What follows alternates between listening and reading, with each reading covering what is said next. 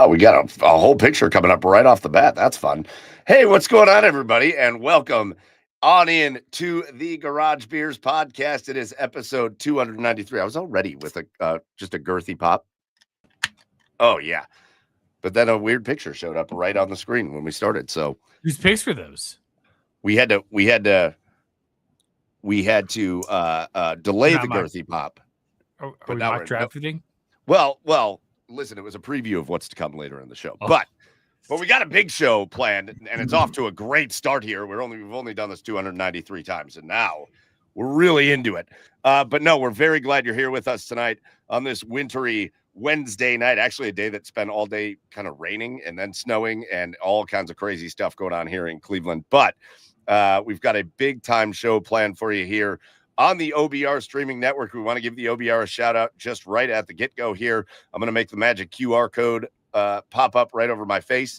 Get over to this QR code, scan it. That'll take you directly to the subscription page for the OBR. It's the oldest, largest independent Browns coverage site in all of Cleveland. So go join the OBR.com. Make sure you hit subscribe and you can be a part of that community. And you can hang out with us and talk Browns and everything else that we choose to talk about. Again, the OBR Brown-centric, but then Garage Beers, they let us talk about whatever we want to, and we got a lot of stuff to talk about tonight. So click that QR code and get over there and subscribe.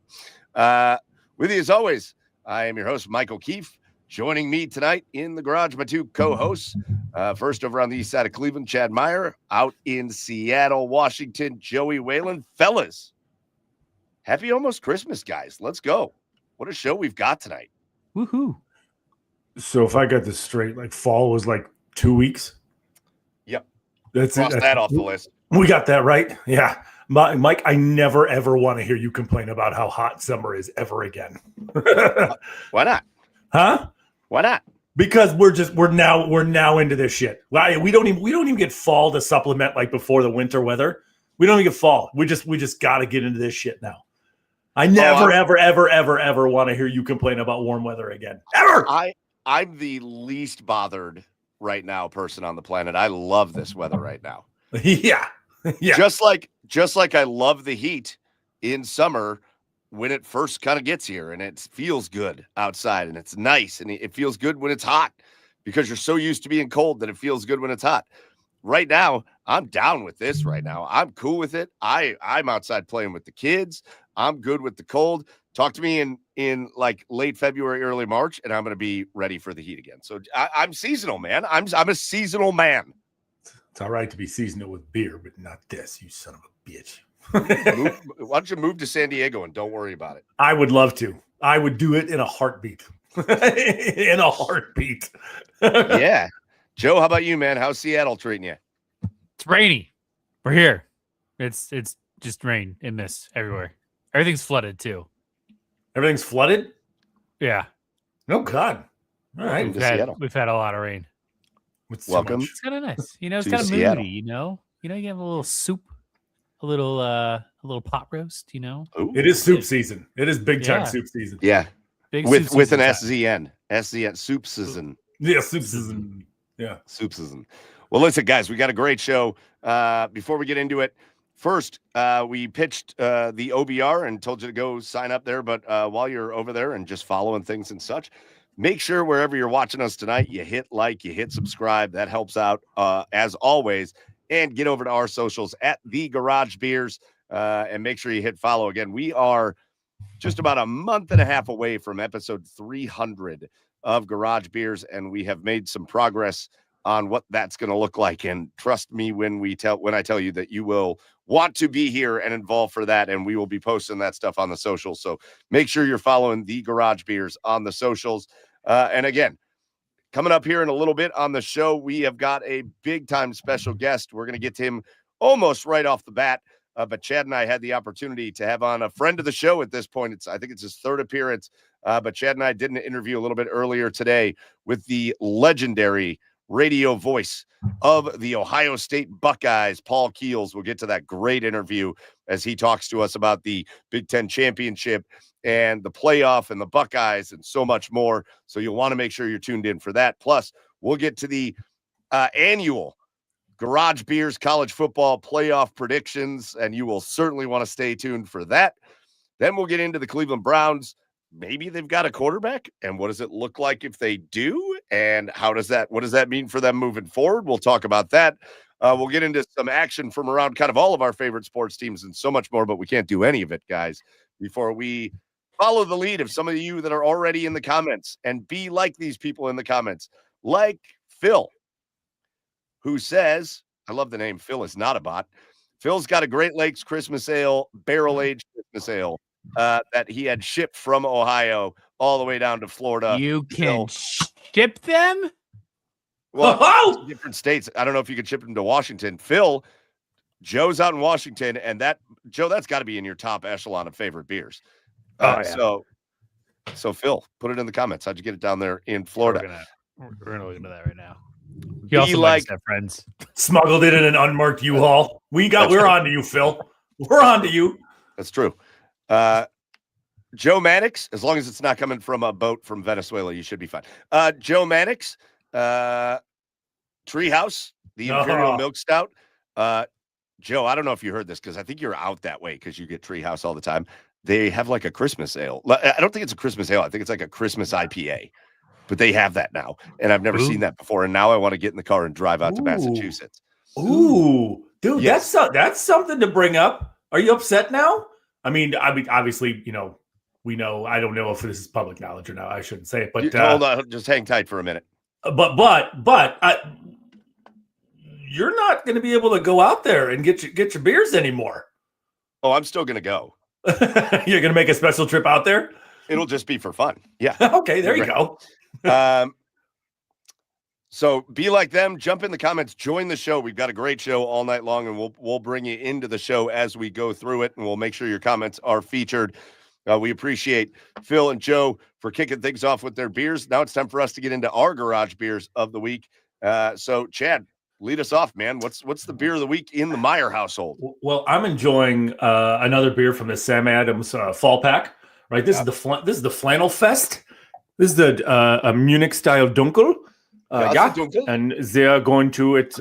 It is a tasty beverage that I am watching the high school national championships on ESPN right now.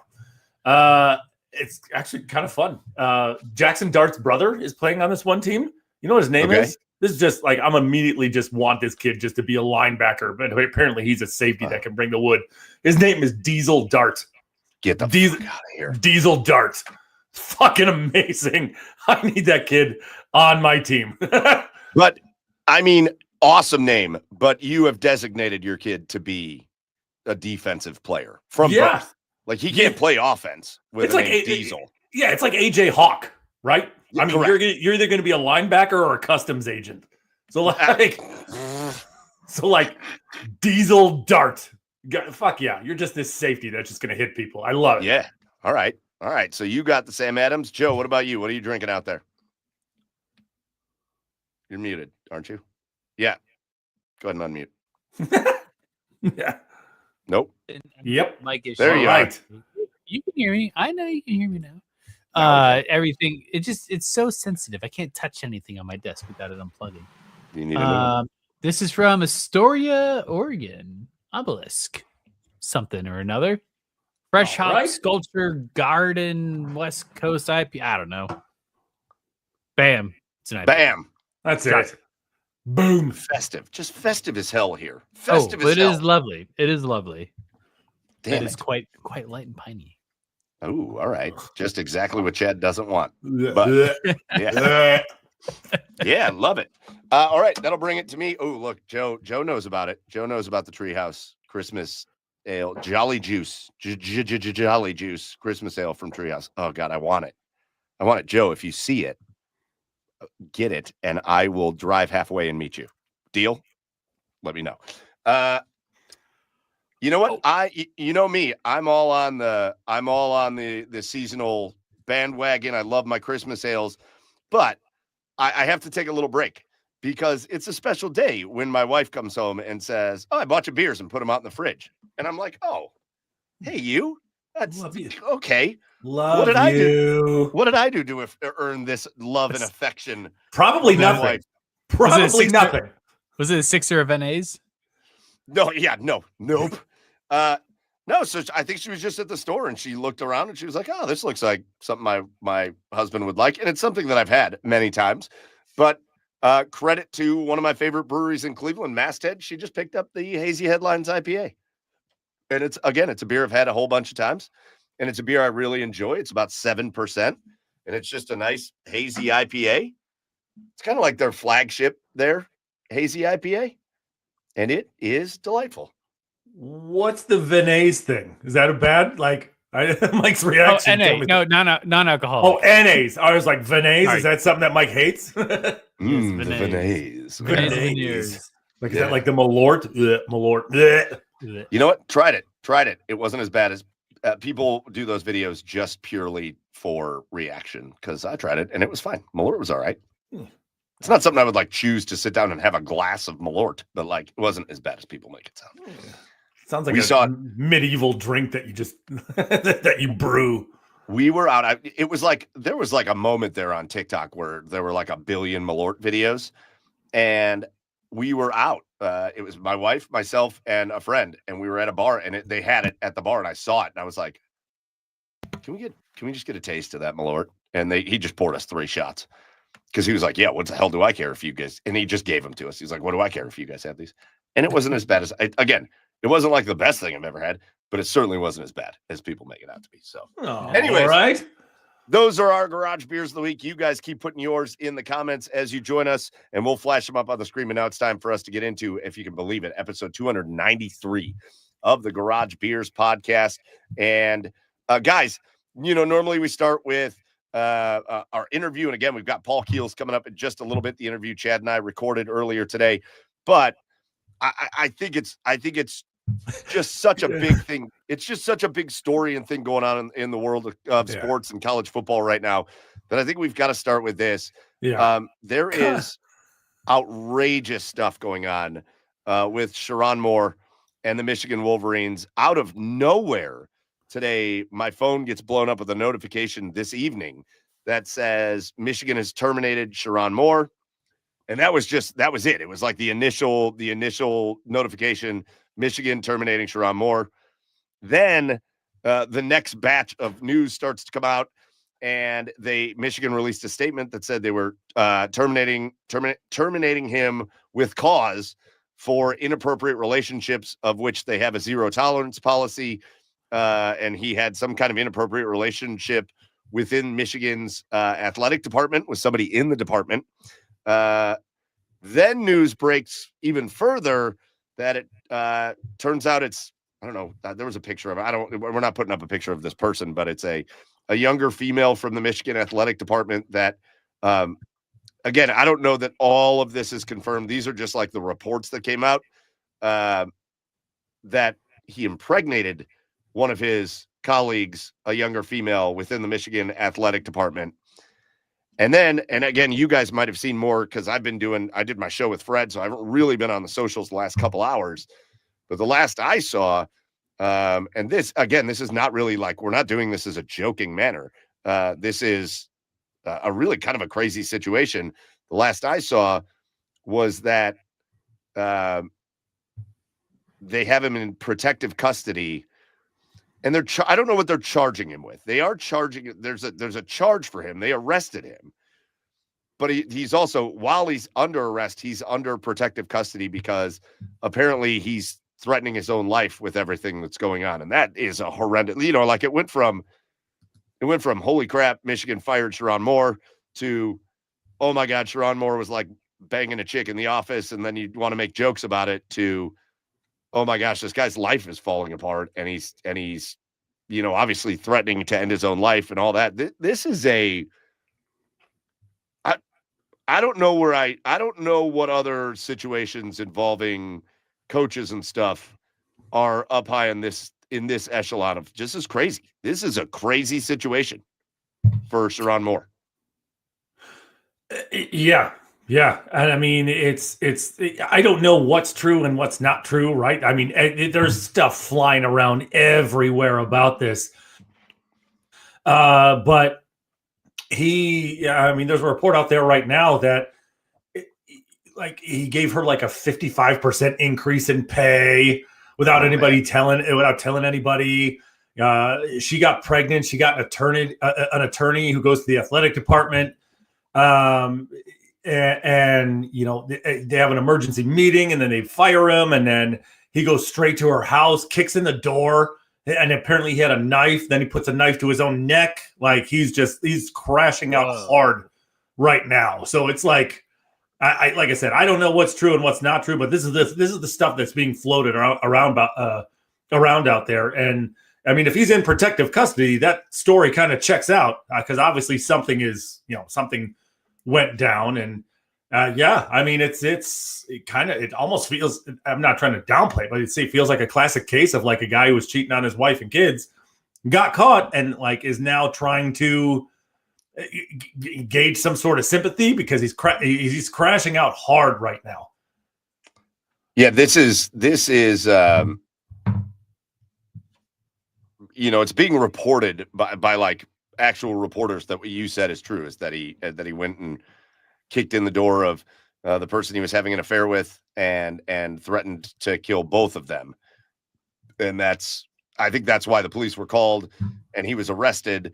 But obviously, under self, protective care, and they're trying to make sure he doesn't do anything. This is just, and Keith just said it over on Facebook, and I'm going to put this up on the screen because I think it's a great comment. If a guy is contemplating taking his own life, we move quickly, and that's how I felt about this, from the realm of we're going to mock him, because I was all ready for it. I was all ready to have a good laugh about Michigan having to fire their coach, and he was sleeping around in the office and all that, to moving from that realm to needing to pray for him, send best wishes and positive thoughts for him and his family. He's married. He's got kids. Like, there's a lot of people involved here. And I don't know. This is a wild situation going down for the Michigan football program. And I thought it was shocking when they announced he was fired, right? Like, certainly they didn't have a great year this year, but I didn't think they were on the verge of firing Sharon Moore. I thought it was crazy from there, but this whole story has gone crazy, and I feel like there's only going to be more wild details to come. Yeah, I mean, apparently there's stuff going around out there too that Michigan knew about this. Michigan knew about this for a while, but they thought if he could beat Ohio State, they could kind of sweep it under the rug for a little bit longer. It is a whole web of twisted games right now, right? Like this football program this just adds to the problems that this program has had since Harbaugh is joined. Like, I mean, again, it's not that the other problems before are as serious as this one, but this is a program that appears to have been in turmoil for quite some time now, ever since Jim Harbaugh has gone and took over. So yeah, I'm interested in hearing more details about this for sure. I want to go back to something you said there, because I do want to bring Michigan into the loop here. And it's the same thing I felt with like Joe Paterno and Penn State and the Sandusky situation and all that stuff. Yeah. They put out this statement, and this is what enraged me a little bit. They put out this statement that we have a zero tolerance policy about this, and we are taking swift action, like they're being heroic. And I have a buddy that I was texting with, and he's a big Michigan fan. I'm like, holy shit, are you seeing this? And then I made a comment to him about like Michigan's being weird, being like acting like they're doing some brave act by like making this move. And I said to him, it certainly doesn't feel like they have an issue moving on from him as the coach. And he said, well, they did talk about the zero tolerance policy. And I said, man, as well as I do that if Harbaugh was still there and they were competing for Big Ten championships and national titles every year, and all of a sudden you found out that Harbaugh knocked up one of the staffers, which is a hilarious thought, by the way. Harbaugh dropped his khakis and was like fooling around with a staffer. You know damn well there's no zero tolerance policy regarding that. You would have never heard about it. It would have been swept under the rug forever, and that's the end of that. So that's the thing. Obviously, I love Keith's comment. This is not, I'm not here to mock Sherrone Moore. He is obviously going through a crisis. And these details keep getting reported by like actual reporters up there that they're getting more and more details on. Apparently, he threatened himself in front of his wife first, and then she shared his location with the police. She had his phone location.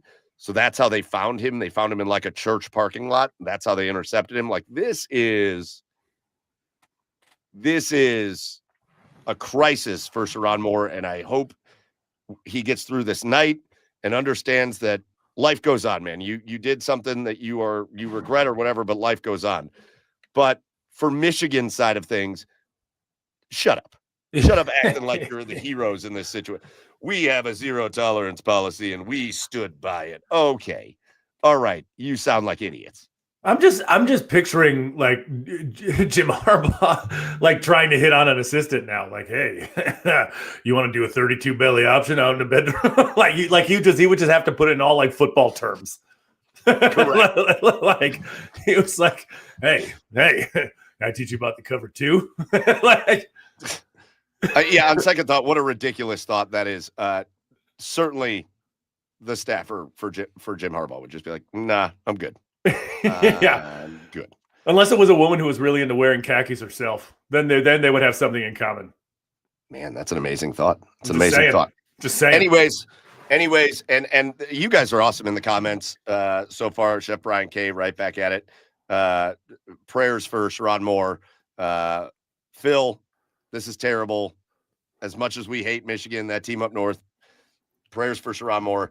Again, this is something that can be repaired and he can make it past. And we hope that he finds that out after kind of this crisis ends tonight. But a wild situation going on with Michigan. And from a football side of things, that throws who knows what kind of ripple effect this has for the Michigan football program. It's one of the younger teams. And again, I know it feels weird to transition from a man in crisis to the team, but it's what we talk about here. But that's a real ripple effect could happen there, where who knows what's going to happen with the coaching staff, the team. You've got young players that committed to play for Sherrone Moore in Michigan, and what does that do to their desires? This is a far-reaching, potentially far-reaching situation that's happened from a football perspective. So obviously, it's something we'll be keeping our eyes on throughout this entire process. Yeah, but, for sure. Wow. I mean, personality wise, I mean, they picked a right interim head coach in Biff Poggi, really well liked guy. So he's going to have a lot of work from a football standpoint. He's going to have a lot of work to do ahead of himself in trying to keep a lot of these players, a lot of those players in that program, right? Because I wouldn't blame any of these guys right now with the situation that's going on. For going into the portal and wanting a fresh start in a program, because this is crazy. This is crazy. But yeah, I mean, all kidding aside, yeah, Sherrone Moore, obviously it's a situation you can come back from, right? I mean, it's again, I don't mean to like downgrade the situation, but it's like you hear cheating stories all the time. Right, you hear cheating stories all the time, and you just got to put in the work for yourself mentally and with your own family, with your own kids, and it's going to take some time, a lot of time, for them to get over this. But it can be repaired, like the commenter said. So yeah, hopefully it gets resolved peacefully. So, anyways, that's the big news of the night, and wanted to just kind of start there because we are going to talk a lot about college football tonight before we get into pros and other things we want to talk about. But, all right, boys, let's move it on and let's talk about the Ohio State Buckeyes, the college football playoffs, and let's get to our special guest here. And again, we could say this probably about all of our special guests, but just another one that we just feel lucky to be able to have a relationship with, where we can just shoot a message and say, hey, do you want to come on with us? And he responds, sure, let me get back to you with dates. And it's always great to hear his voice, because the minute there's an Ohio State basketball, football, whatever game on, and you flip the radio over to whatever channel you listen to Ohio State games on, you just hear his voice and you immediately know, boom, Ohio State, Paul Keels. And we had the chance to chat with him a little bit earlier today about the Big Ten Championship, the college football playoff, and a lot more. So we're going to run that interview for you right now, and then we'll be back afterwards with more. So enjoy this interview with the legendary Paul Keels. Yeah, luckily it's not a far trip, right? All right, Paul, welcome on in to the garage. It's good to have you back. We've talked to you a couple times over the last couple of years, and it is always, always, always great to hear the legendary voice of the Ohio State Buckeyes. Welcome back in. Again, no rest for you as you cover all the Buckeye sports down there. But how are you coping after a long weekend in Indianapolis? It's just kind of what comes with the territory. So it's a good thing, and just keep on moving along. Yeah, luckily it's not a far trip, right? Exactly. So it's we went back and forth day up, so it made it easy to do, and it's a good thing, because it had been since 2020 that they'd been in Indy. It had been since 2019 since we had actually gone there live to do it. 20 we had to do everything remotely, so it's a good thing to have to deal with.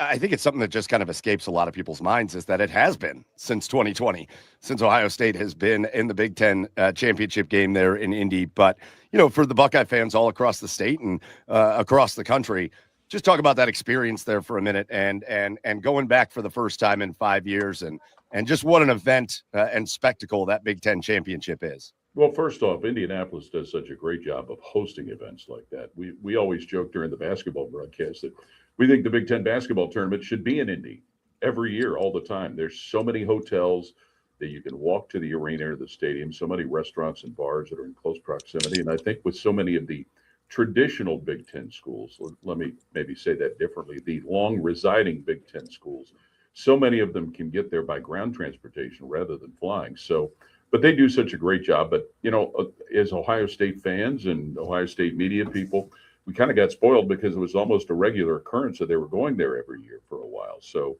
and what added to all of the sizzle this past weekend was the fact that Indiana was in it for the first time, with such a big alumni base in Indianapolis, their campus being less than an hour away. So, and plus Indiana was playing a basketball game against Louisville that afternoon in downtown Indy. So it really made that city pop.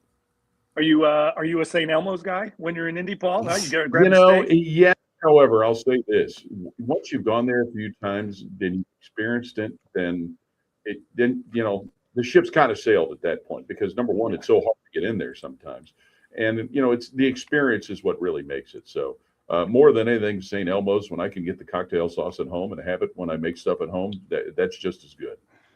That is the best cocktail sauce, though. That horseradish is unbelievable in there, isn't it? Yeah, you got to mix it with some regular cocktail sauce too, just to tame it down a little bit. Just cut it a little bit. Yeah, for sure. So again, we see the Buckeyes for the first time in 5 years in the Big Ten championship game. And, maybe a little bit of a wake-up call. Not that I think the Buckeyes necessarily need it, but just a really tough game that the Buckeyes went and played. And obviously coming off an emotional win over Michigan, breaking that streak. And then they go in to play this Indiana team. And just kind of your thoughts going in and what you heard from Coach Ryan Day, the coaching staff. Obviously there were things that have happened over the last week. Brian Hartline taking the USF job. The signing day happens right there. It's such a weird schedule in college football and how things happen, but kind of an emotional week leading in. And then they get into that game and Indiana kind of punches the Buckeyes in the mouth and they're so physical and they really control the line of scrimmage. So just, what were you hearing from the Buckeyes leading into that game? Anything that caught your ear as far as just how they were prepared to go in there and take on the Hoosiers? Well, they weren't going to use any of that other stuff as an excuse, both before and afterwards. Indiana had to deal with signing day as well. Maybe not the same drama. They didn't have to deal with losing an assistant coach to a head coaching job, and that's a good thing when it comes to Brian Hartline. But, this was a team that understood going in that they needed to be prepared to face the toughest team they would see all year. And now having had a chance to see Indiana in person, as good as you thought they were before, boy, they're just as good, especially, what they did on the defensive side. I mean, think about this, guys. Going into the game, Ohio State had only allowed 6 sacks all year. They gave up 5 in that game. What's that tell you about Indiana's defense and what they were able to do there? I think their defensive line and linebackers created the kind of pressure that really kept Ohio State from getting the big explosive plays, especially downfield that we're accustomed to seeing. So, and you knew what they had on offense.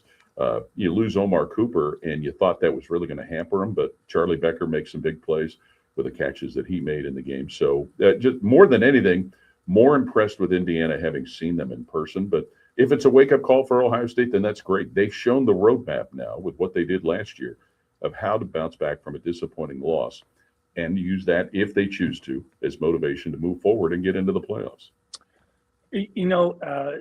Paul, I want to ask you, and this is no offense to Indiana by any means, but I mean, Indiana hasn't been very good at football for a really, really long time. And, even with the Oregon win this year, I feel like the national perspective, especially, not the Buckeyes, obviously they weren't going to take Indiana lightly, but I feel like the national perspective was still like, okay, how for real is Indiana? Yeah, they had a great year last year, but they didn't play anybody until Ohio State and got beat. So, I mean, has this obviously the obvious answer is yes, but like, what does this win over Ohio State do for the program in Indiana to really kind of cement them as, hey, they've arrived, they're here, they're a program to watch out for the foreseeable future?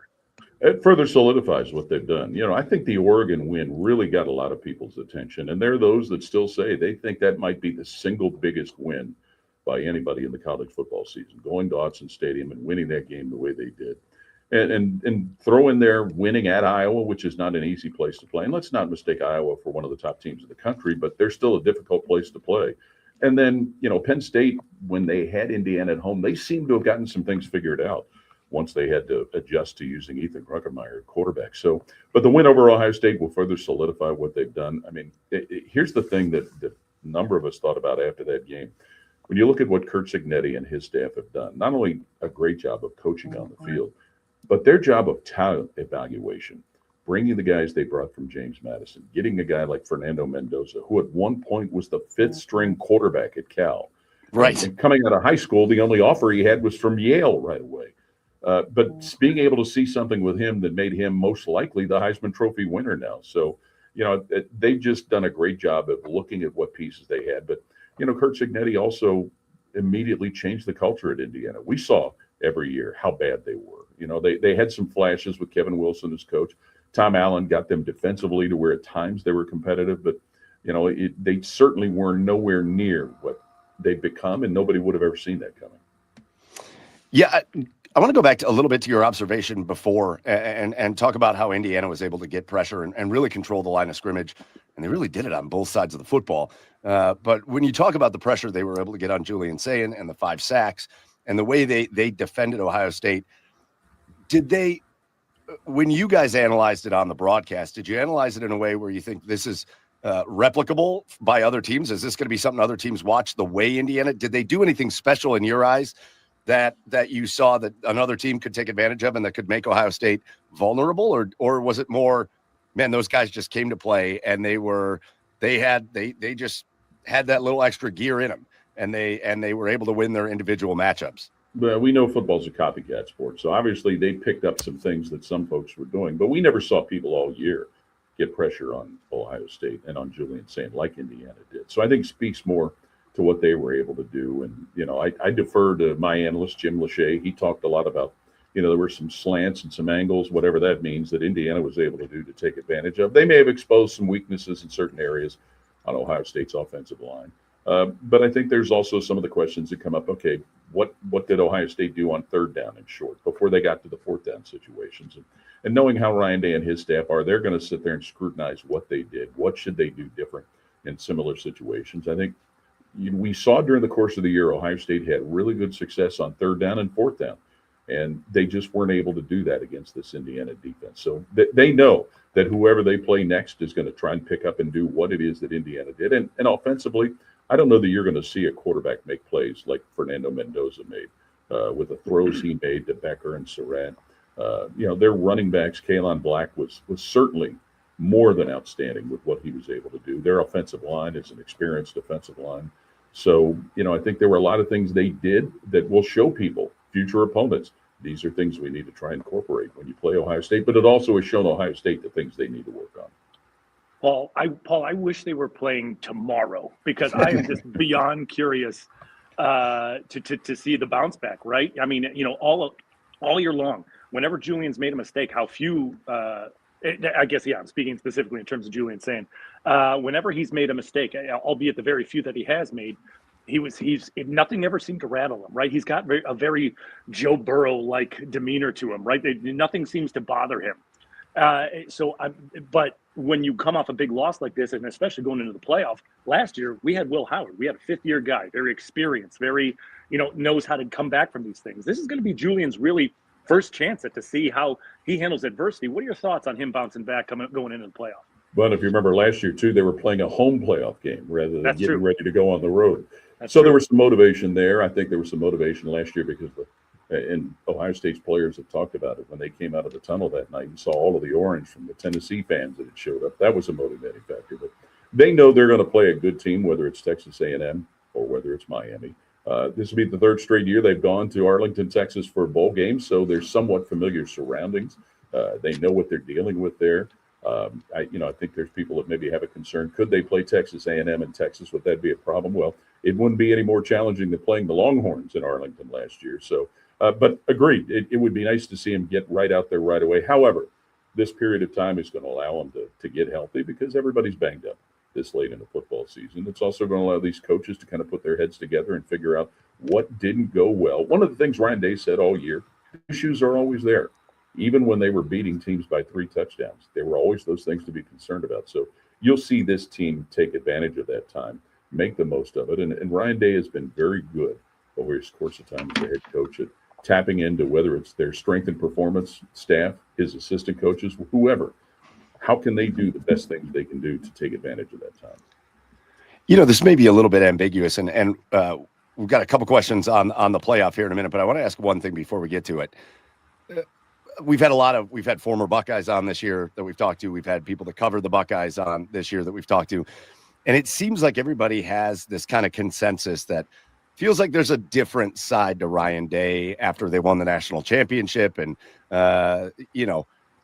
obviously they had the Michigan thing for years under Ryan Day. And it just felt like that championship opened up kind of this other side to Ryan Day, this kind of more toned down as far as just like emotion side of things, but also this very like laser focused, it felt like, side of Ryan Day. You actually get to talk to him a little bit. You're around the program all the time. Is there anything that you put your finger on that you feel like, yeah, Ryan's a little bit different after they won the national championship last year? And, he's got a different side to him or a different nature about the way he's doing things. No, really haven't seen anything different. And in our role, we do get a little more access than what other people do. And Ryan has been just phenomenal to work with the things because we pester the head coach for a lot of things: pregame interview, daily interviews, weekly radio show.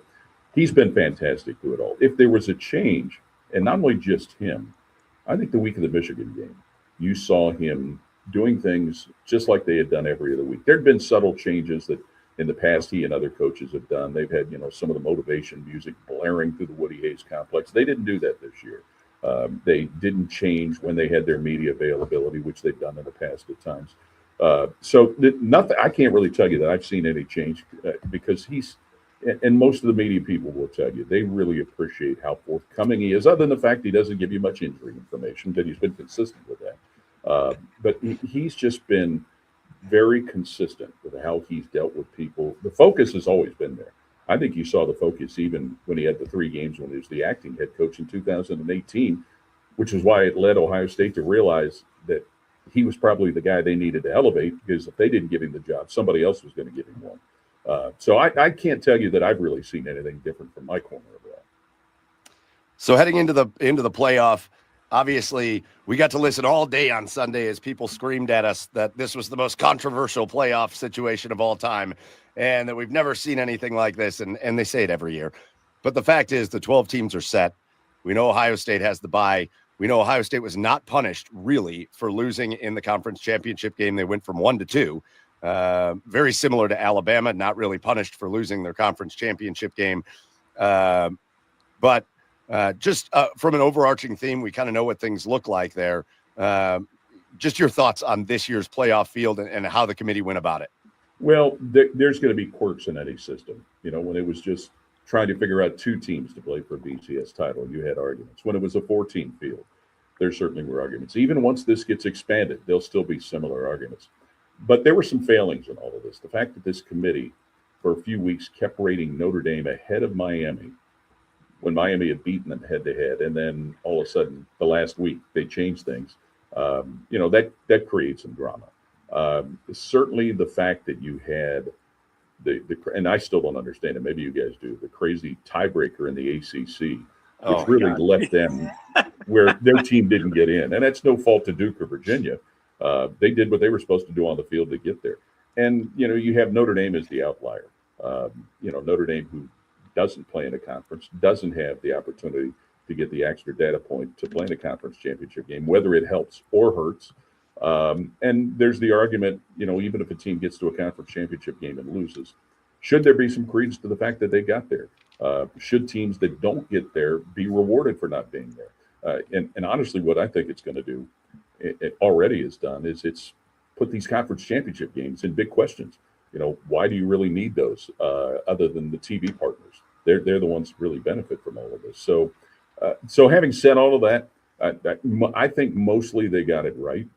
It was a nice thing that Ohio State didn't fall any further than 2. There was no thought really by a lot of people that they would fall outside of the top 4. Can you find fault with the fact that you had 2 group of 5 teams get in it? Yeah, you could find fault with it. Could you find fault with your having a rematch with Tulane and Ole Miss? Yeah, possibly. How was Ole Miss affected? And it didn't seem to be adversely affected because of the Lane Kiffin situation. So, but, even with the NCAA tournament with 68 teams, they're still always complaining. Yeah, for sure. And, there's, like you said, Paul, there's going to be arguments from every team that thinks they should be, and every team in the top 25 thinks they should be, right? They're always going to make their case. There's always going to be a school upset about something. Sure. But there was something that happened that really grinded my gears this week. And that was, I saw this memorandum that apparently Notre Dame has signed guaranteeing them a playoff spot if they're ranked in the top 12 next year. To me, that's opening up, that's a very dangerous Pandora's box that you're opening up, because it feels like any team that is even close to the top 12 can even make that case. Because BYU was number 12 this year. And are you going to give them the same treatment? Because technically they deserve to be in 2. I think that's a dangerous game we're playing here. I don't know what your thoughts might be on that. Well, absolutely. And, and it's been easy this week to pile on Notre Dame. It really has been. And I'll start by saying this. Think the world of Marcus Freeman. When he was a player here at Ohio State, for sure, as an assistant coach, the job that he did at Cincinnati when he worked under Luke Fickell, he's an easy guy to root for. But, this just shows where it appears that Notre Dame is trying to act and portray themselves as bigger than everybody else. And, it's really something now that they're taking the shots. They're taking it at ACC, who has bailed them out with allowing all of their other sports to be in their conference, is given them the scheduling agreement that they have. Notre Dame seems to be acting like they're in their own universe and it's different from everybody else. Now, here's the problem. They were playing some of the best football going into the end of the season for their 2 losses. Yeah. But those 2 losses have to matter. They have to be taken into consideration, just like teams that have big wins are taken into consideration. In our lifetime, will we ever see Notre Dame get into a conference? Who knows? But you would think and hope that this might be a big slap in the face to them to say, hey, look, you need to kind of get in line with how everybody else plays this game. Well, and I think it's really interesting. You brought up, the fact that we were doing these weekly shows with these weekly rankings. And then they come out and say at the end, those shows are the style point shows. This is the kind of week by week style point rankings. But we're not going to give you the real rankings until the end of the season. Then what are we even doing? Why do we even need the week by week rankings? Just give us the rankings at the end of the year if we're going to do it that way. Because, again, I will tell you, as much as I don't feel bad 1 second for Notre Dame, and I love Marcus Freeman too, no disrespect to him, but I don't feel bad for Notre Dame. I would, if I was a Notre Dame fan, I would be like, what happened? How did this happen? Week after week after week, we get told that we're in a position to be in. And then the end of the season comes around and nothing changed. And now we're not in like that. They've got to knock it off. They have to be consistent with what they're doing. They were kind of seduced to think that they were in a good position. And, and look at their schedule after the first 2 games. Now, they beat who they had on their schedule and they played well, but that schedule's not going to compare to what somebody in the SEC did. It's not going to compare to what somebody in the Big Ten did, nor somebody in the Big 12. And you can almost argue that it's not as competitive within its ranks as some of those Group of 5 teams, especially the 2 that got in there. So and here's the other thing, and I'm sure you guys have thought about this and talked about it. This decision not to play in any bowl game. Number one, not that it matters to Notre Dame, but so there's money they're not getting. Number 2, it is keeping guys from playing football that want to continue to play football. Yeah, she'll have guys like Jeremiah Love that'll opt out to get ready for the pros, but there are other players who aren't. And it also keeps them from having the 15 bowl practices that will allow for development for other players. So that sets a bad precedent. You understand why some of these schools with coaching changes and massive losses in the transfer portal don't want to play. I mean, remember what Marshall did last year. I mean, they were bowl eligible, but with so many players left, they couldn't field a team. And, Iowa State and Kansas State maybe are in that same predicament. But, it's not a good look. That's maybe the best thing to say. Yeah, and all the seniors on Notre Dame, too, that aren't going on, to the pros. You're going to rob them of one last game, too, and that whole bowl experience. Yeah, and, and it also points the question is, what purpose does the non-playoff bowl serve anymore? Because when you watch those on TV, you see the attendance is not very good. And it's unfortunate because the bowl experience, even, many years ago when I was doing games for University of Cincinnati, they went to the Humanitarian Bowl in Boise, and it was their first bowl game in almost 50 years. And it was a great experience for everybody involved. If you get programs that haven't been used to going to bowls or those that, you look at Iowa and Wisconsin, even though Wisconsin's not going this year, Iowa, they're going to the Music City Bowl in Nashville. Their fans will flock to Nashville because it's a destination. They'll flock to games in Florida because it's good weather. But, what this decision for Notre Dame did, and they would have been invited to a premier bowl, you would think. But it takes that opportunity away. So quickly, as we get ready to wrap up with you, Paul, we just kind of look at the Buckeyes in this playoff, obviously getting the bye as they drop to the 2 seed after that loss. And if we just kind of look at their half of the bracket, they're going to take on the winner of Miami and Texas A&M, a game that'll be happening in College Station. That'll be crazy down there. So it'll be the winner of that game versus Ohio State. And then on that side of the bracket, also, you've got Tulane, Ole Miss, and Georgia, a team that obviously Ohio State has seen in the playoffs before. So just kind of your thoughts on how things line up for the Buckeyes. Well, there are those that think that they would have been better being a 3 or 4 seed because of Georgia's presence. Georgia's playing some very good football right now. Stockton has really solidified things in the quarterback position, and they had an impressive win in the SEC championship game. I think, Texas A&M and Miami, a lot of the so-called experts are going both ways, predicting who they think will win that football game. Texas A&M kind of flirted with danger their last 2 weeks. They won one, they lost one. But, I think what Ohio State's good, they're going to be motivated regardless of who they play. They're going to be anxious to do what they can to get the taste of losing to all due respect to Indiana, like you said, and they were willing to give Indiana the credit they deserve for winning that football game. But they're going to be motivated to try and put that further behind them. You hope that it's kind of the same motivation, different but similar to what happened last year when they lost to Michigan and went on that run. Well, we're going to find out in a couple of weeks. Obviously, the college football playoffs getting ready to start, and you can listen to the college football playoffs and Paul Keels and all the other Ohio State sports that Paul does. Again, no rest for you. Oh, you got basketball going on. Just real quick before we let you go, how's the basketball team looking? Well, tough loss last night. They lost to number 13 Illinois. That's a team that could make the Final Four. But it's an improved season. I think the transfers Jake Diebler has brought in have really helped them. They're coming up to Cleveland this weekend to play West Virginia at Rocket Mortgage. And then after that, they've got North Carolina down in Atlanta. So it's an improved basketball team. Their goal is to get to the NCAA tournament. I think the Big Ten is loaded at the top. I don't know that this is a program that can compete for a Big Ten championship game, but just getting into the NCAA tournament is kind of the overall goal. But it's an improved basketball team.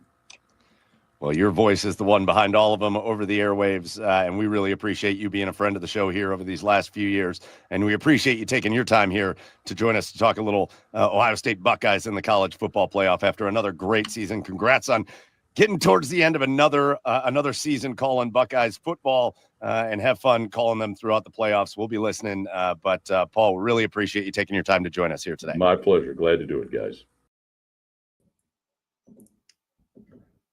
How about Paul Keels joining us right after that Big Ten championship game to talk a little bit of Buckeyes and college football? And I love his insight, and I love his presence, and I love everything he says.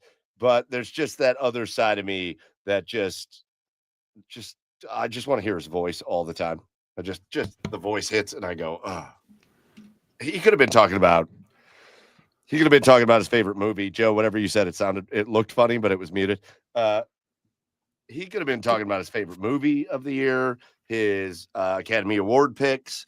I don't think I would have cared. Just give me Paul Keels talking. That's on the Mount Rushmore of things. I think Paul Keels talking is on it. He should do like a bedtime stories like audiobook. I literally was gonna say that. I'd listen to it. Football bedtime stories. Hey Alexa, play Paul Keels, whatever. It's Hungry Caterpillar. It's a great one. It was in the meantime, crisp fall night, 1982. Like, oh my god! On Monday, he ate through one apple. In the meantime, while we're on, listen, getting nice comments. Chef Brian K. Love Paul, great guest. Joe Mannix, nice interview. But in the meantime, this is a preemptive asshole. I have 2 assholes of the week already lined up, but I'm giving another one out. And this is going to go to Phil and Chef Brian K. for the conversation that they were having through that whole interview, talking about how Chef Brian K. and Phil are making like bread and muffaletta sandwiches and like big Cuban sandwiches. And I'm like, now I'm hungry.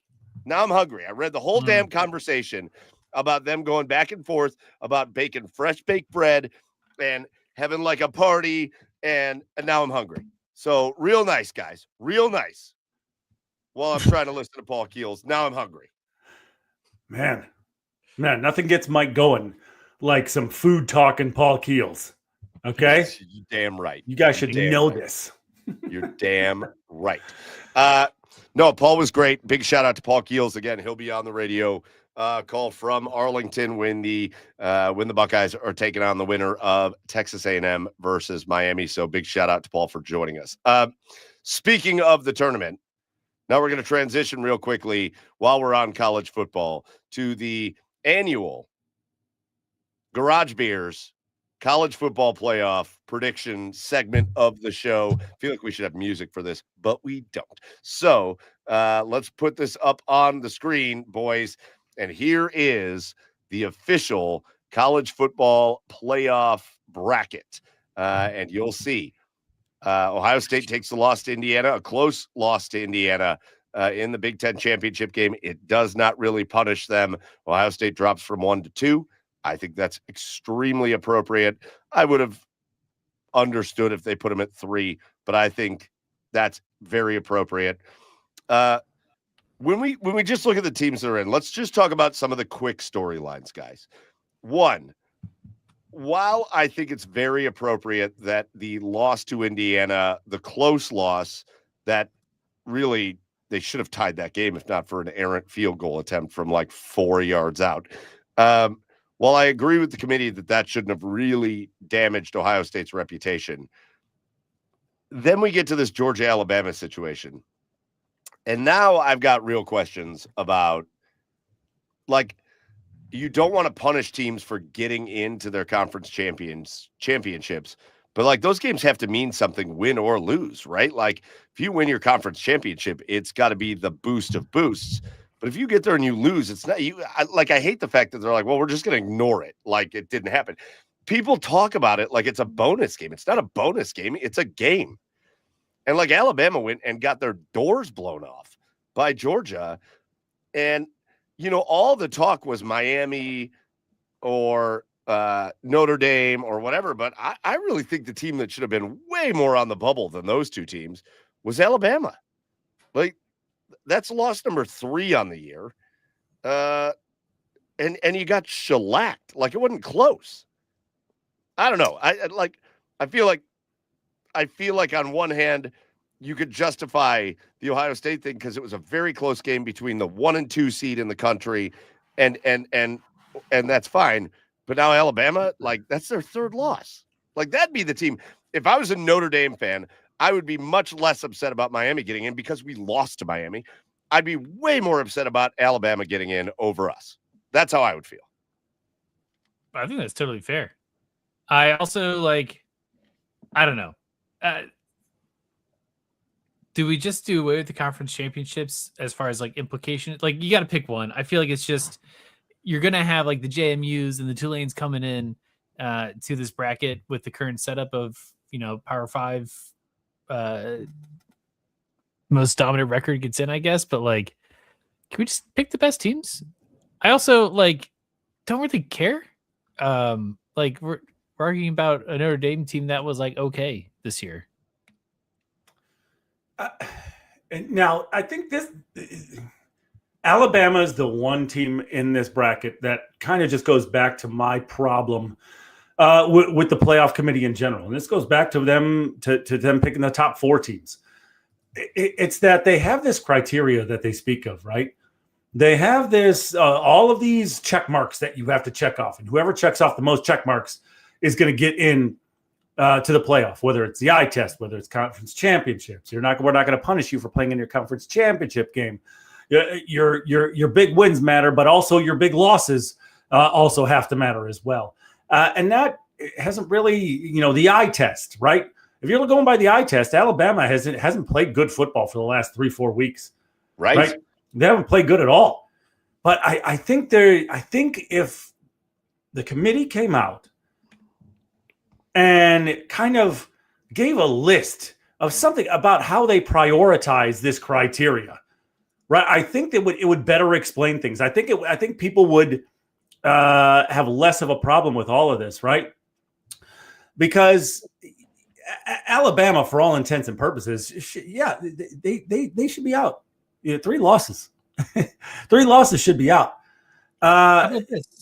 If you don't have, maybe there is some still semblance of a conference championship, but like, what if you replace those with a play-in game? Yeah, sure. Right? Like Alabama and Duke should play a play-in game, right? Because Duke won their conference. I know it's 8-5, but I mean, if you're talking conference championship games, which supposedly they matter, but apparently they don't because the ACC champion isn't in, and it's a 5-loss team. So you're hitting these catch-22s with all this criteria that you come up with, which is obviously arbitrary. So maybe something like that would be a solution.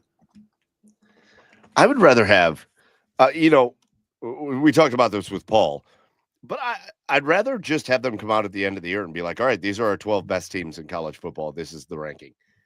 Because they do these shows weekly that are, they told you this year. And I hope you all remember next year and years after that. Those weekly college football rankings that come out don't mean anything.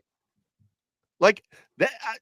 Again, I don't feel bad for Notre Dame, but like, if I was a Notre Dame fan, I'd be like, how we've been ranked over Miami all season long. And then all of a sudden neither one of us played a game, but they jump us and make it. We don't get in. Like, what was the point of those shows? What was the point? There was no point. It was just to get people talking about college football because they came out and said it. They said, those are just like a talking point rankings, but we're not going to give you the real rankings until we have the complete resume of each team. That was the quote. Well, then why are we doing it? Then why are we doing the rankings? I personally feel like they got it right when it comes to Miami versus Notre Dame, because I do think the biggest thing in that matchup should be the two teams played each other. And I don't care when it happened. Everybody's like, well, that happened early in the season. Well, and Notre Dame lost. It doesn't matter when it happened. I do think that. Again, I think the gripe is Alabama. Why did and why are they ranked? Why were they the first of that group of teams in and not the last of that group of teams in? Like that I don't understand. The other thing, guys, I have said for years that I think that the group of 5 teams should have something to play for.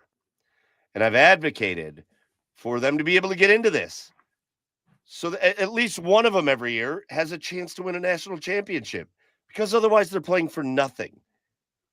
Congrats on a great season. You went 12-0 or whatever, and you're going to play in the Motor City Bowl. Like, that's what group of 5 teams have to deal with.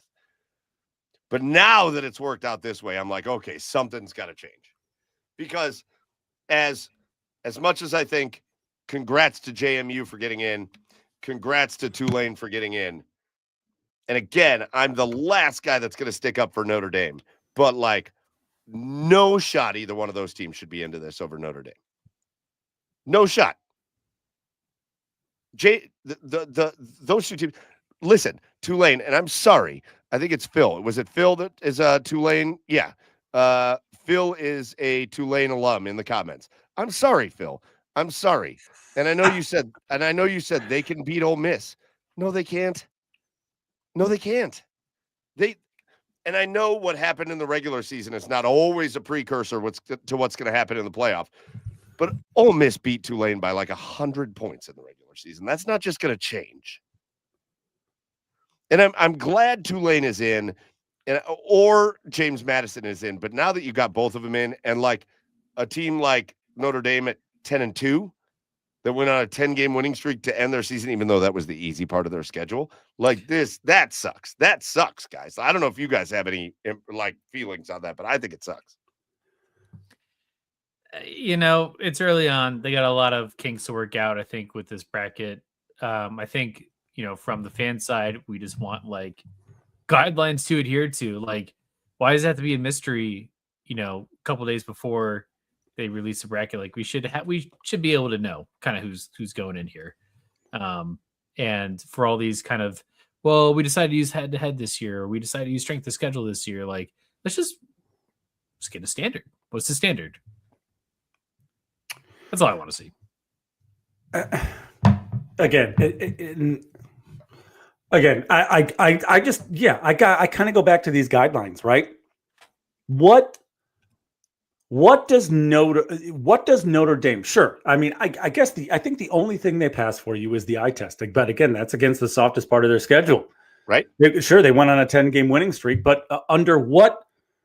That's the only box they check. They're not the conference. They didn't play in the conference championship game.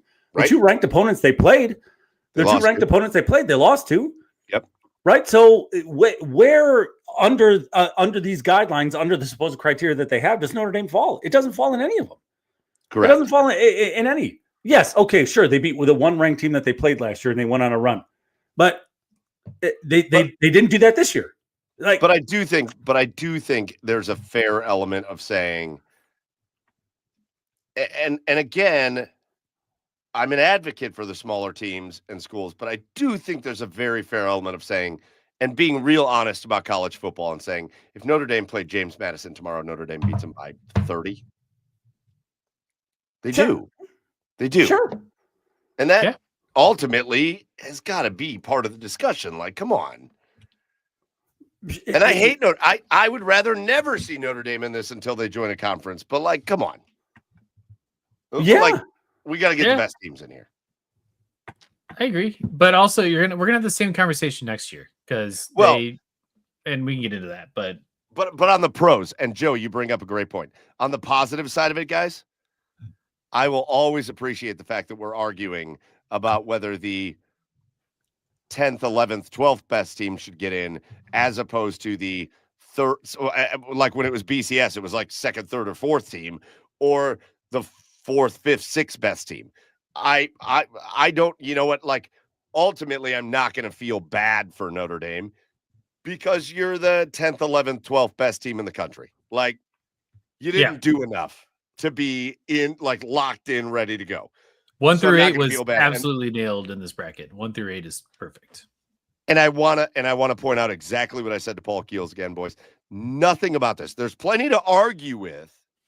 But nothing about this is the most controversial. I heard them saying that on the ESPN special 1,000 times. This has got to be the most controversial. This has got to be the most. No, the hell it is not. You guys, this committee a few years ago left out an undefeated Florida State team that won the ACC championship, and they just left them out. That's the most controversial thing that's ever happened. I know their quarterback was hurt, but that's the most controversial thing that's happened with this. This isn't controversial. This is arguing. There's not a lot of arguments 1 through 8. This is arguing about 9, 10, 11, 12, 13, 14, 15, how it should go. That's not controversial. So that's a great point, Joe. Anyways, guys, let's go through. We see the bracket. let's go through and do our official projections and predictions. The top 4 teams: Indiana, Ohio State, Georgia, Texas Tech. Easily the top 4 teams in college football this season. Not a single argument out of any of those. And they all belong exactly where they're at. They're going to get a bye. So let's start with the side of the number 1 team in college football. And kudos, man. Kudos to the Indiana Hoosiers. And I've talked a lot of shit about Curt Cignetti because I hate when people talk before anything actually happens. But he made it happen. Him and his boys made it happen. The Indiana Hoosiers beat the Ohio State Buckeyes in the Big Ten Championship. They will take on, and I think this is a fascinating matchup, guys. It's a rematch. The Alabama Crimson Tide going to Norman, Oklahoma, where they lost already one time this year, taking on the Oklahoma Sooners. How do you guys see this going?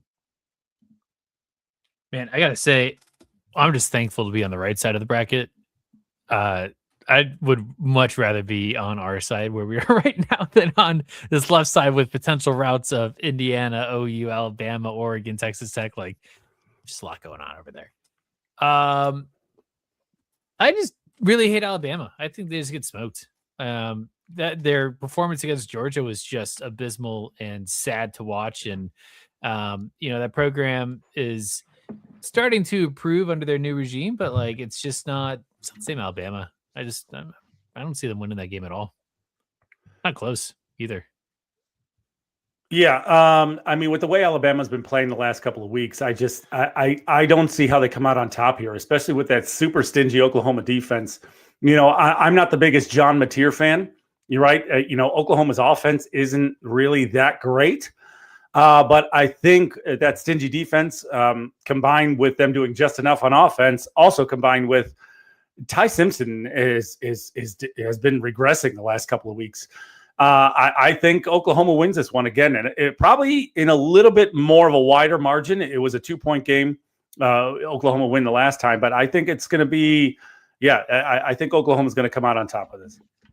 We're going to make it a 3-for-3 sweep on this. I think Oklahoma loses this game if Mateer goes bad Mateer. Yeah. Because I'm with you, Chad. When Mateer is good and he's making those like crazy plays and keeping things alive and using his legs and all that, Oklahoma's good. But if Mateer turns the ball over and Oklahoma gives up possessions, they're not going to beat Alabama. I don't think that'll happen. I think Oklahoma knows how to beat Alabama. They've already done it once this year. I think they're going to do it again. And I think Oklahoma will move on to face Indiana. Go down to James Madison, going out to Eugene, Autzen Stadium, to take on the Oregon Ducks. Ducks team that has played pretty darn well as of late after they took that shellacking to Indiana. So start with this James Madison side. Do they got a shot out there, or is their season going to end this night? You can go ahead, Chad. I see it. That's okay. I think JMU is a really good football team, right? I think they're very well coached. Bob Chesney is heading out to UCLA. I really like it. I mean, they're the epitome. JMU's the epitome. It's like a factory right now of division, like ready to go Division I college coaches, right? Or ready to go big school Division I college coaches, right? It's kind of like how the Guardians are a farm system for everybody else in the major leagues. JMU has been the coaching factory for Division I college football. So I like their quarterback, the transfer from UNLV, the kid who left the program just right in the middle of a great season for UNLV. Matthew Saluka, I think is his name, Skula, whatever. I think he's great. They got a great running back. If they can get that running game going, I think they have, they have a chance in this game to keep it close for a quarter and a half, and then Oregon's going to pull away. So Oregon is going to win this game by a wide margin in the end, but I think JMU is able to keep it close for a little bit. I agree, and I'm going to add on to that and say that I think Oregon's the team I'm scared of most in this playoff bracket. I think they have a good shot of going the distance here, at least getting to the final. Well, we're going to make it 3-for-3 for the second matchup because there's no shot. I don't think there's a shot unless Oregon comes out. Listen, the only shot JMU has is if Oregon just doesn't think about him, and they look ahead to Texas Tech and that defense, and they just start planning for that, and they think JMU's not going to come into Eugene and beat us. Otherwise, JMU's not going to go into Eugene and beat Dante Moore and the Oregon Ducks. So I'll take Oregon in that game. All right, bring it over to the other side, and we'll start at the bottom. And you've got a rematch. Again, Ole Miss beat Tulane by a lot earlier in the season, and now Ole Miss will host Tulane in the Grove. Again, a lot has changed since then. Lane Kiffin has been the biggest douche in college football again. Man, that guy wins that award a lot. A lot does Lane Kiffin win the big douche award of college football. Well, he wins it again by just deserting his Ole Miss team to go down and take the job at LSU instead of like working that out a little differently. But still, same players out on the field, same kids playing. Ole Miss, Tulane. Does the coaching thing make a difference, or does Ole Miss do what they did the first time around? I don't think it makes a difference in this. I don't think it makes a difference in this game. I think that Ole Miss is just still the better talented roster here. We to that Georgia game, that's a different story, but I don't think that impacts here. I think it's going to make a little bit of an impact. I think it's kind of an Ole Miss team that's kind of scrambling right now. Yeah, granted, they have 2 weeks to figure it out. Is it that I know Charlie Weiss Jr. is? I think he's staying with Ole Miss until the playoff run is over. But I think Ole Miss comes out a little bit rattled. I think Tulane keeps it close for a while, but in the end, Ole Miss is going to win. I mean, I don't know if this is going to be a 45-10 game like it was, back at the beginning of the season, but yeah, I think it's in the end, it's going to be an Ole Miss. It's going to look like an Ole Miss easy win, like a 38-24, 38-17 type of game. Yeah, listen, Tulane. I like Retzloff, their quarterback, kind of a dual threat. I think he's got like 16 rushing touchdowns on the year. Yeah, I think he's their leading rusher. And of the two group of 5 teams that are in, I think Tulane is the more deserving team. I think they played a little bit of a tougher schedule, and that convincing win in the conference championship over North Texas was big for them. I don't see it. It's a very talented Ole Miss team. The 6th ranked team in this, and I just don't think I don't think I think there's too much of a talent disparity for Tulane to get past it. I think Ole Miss moves on. I want to throw Phil in here because he went to Tulane. He's calling Tulane winning the game, and he's banking on the fact that college football coaches are important and they have a big effect on outcomes. So that's what Phil says. So he's picking his alma mater, Tulane. All right. You want to play a quick game? How did Jake Retzloff violate the honor code at BYU and get kicked out? So much soaking. Oh, God, too much. He had a Dr. Pepper after practice. God, what an asshole. It is having a Dr. Pepper after practice. What an asshole. It is a thing. He did admit to premarital sex. Not allowed to do that. You're only allowed to soak, Jake. Well, soaking only. Premarital soak? Fine. Premarital sex? Get off the football team. Nope. Being a normal college kid? Yeah, no, you're out. By the way, I just stories like that make me so glad that BYU are just not in the playoff. All right, then we got the last first round matchup. The U makes it over Notre Dame, and they're going to head to Kyle Field, College Station, take on the Texas A&M Aggies, undefeated Aggies until they got to Texas, where they lost a close one at the end of their season. Texas A&M. I got to tell you, I'm going to start with this one because as an Aggie, I feel a little bit slighted. I don't know why the Aggies fell behind Ole Miss. Like we were ranked ahead of them all season, and then we lose on the road in a close game against a team that was on the bubble to make the playoffs, and we fall behind Ole Miss. And I do not understand that. I feel a little jaded, but Kyle Field's going to be a wild place. I'm also jaded by the fact that they scheduled this for this is an 11 a.m. kickoff in College Station, Texas, which is bullshit. But I'm going to make the homer pick. I think Miami has got 2 or 3 really great defensive players. Literally, their one edge rusher might be the top pick in the draft. You've got Carson Beck, who at least knows about the playoff. I think there's advantages there, but I just think A&M is a much more talented roster. I think they're going to get after them. I think they're going to score points on them, and I don't think Miami's offense is going to be able to really score points against A&M. So I am taking A&M to advance. Sounds This good. is by far the least. It's by far the least interesting playoff game of the first round. Both these teams suck. They're just Here he goes. Here he goes, you bitch. No, honestly, I mean, I think it all depends on which Carson Beck shows up. If it's good Carson Beck, Miami has a real shot in this game.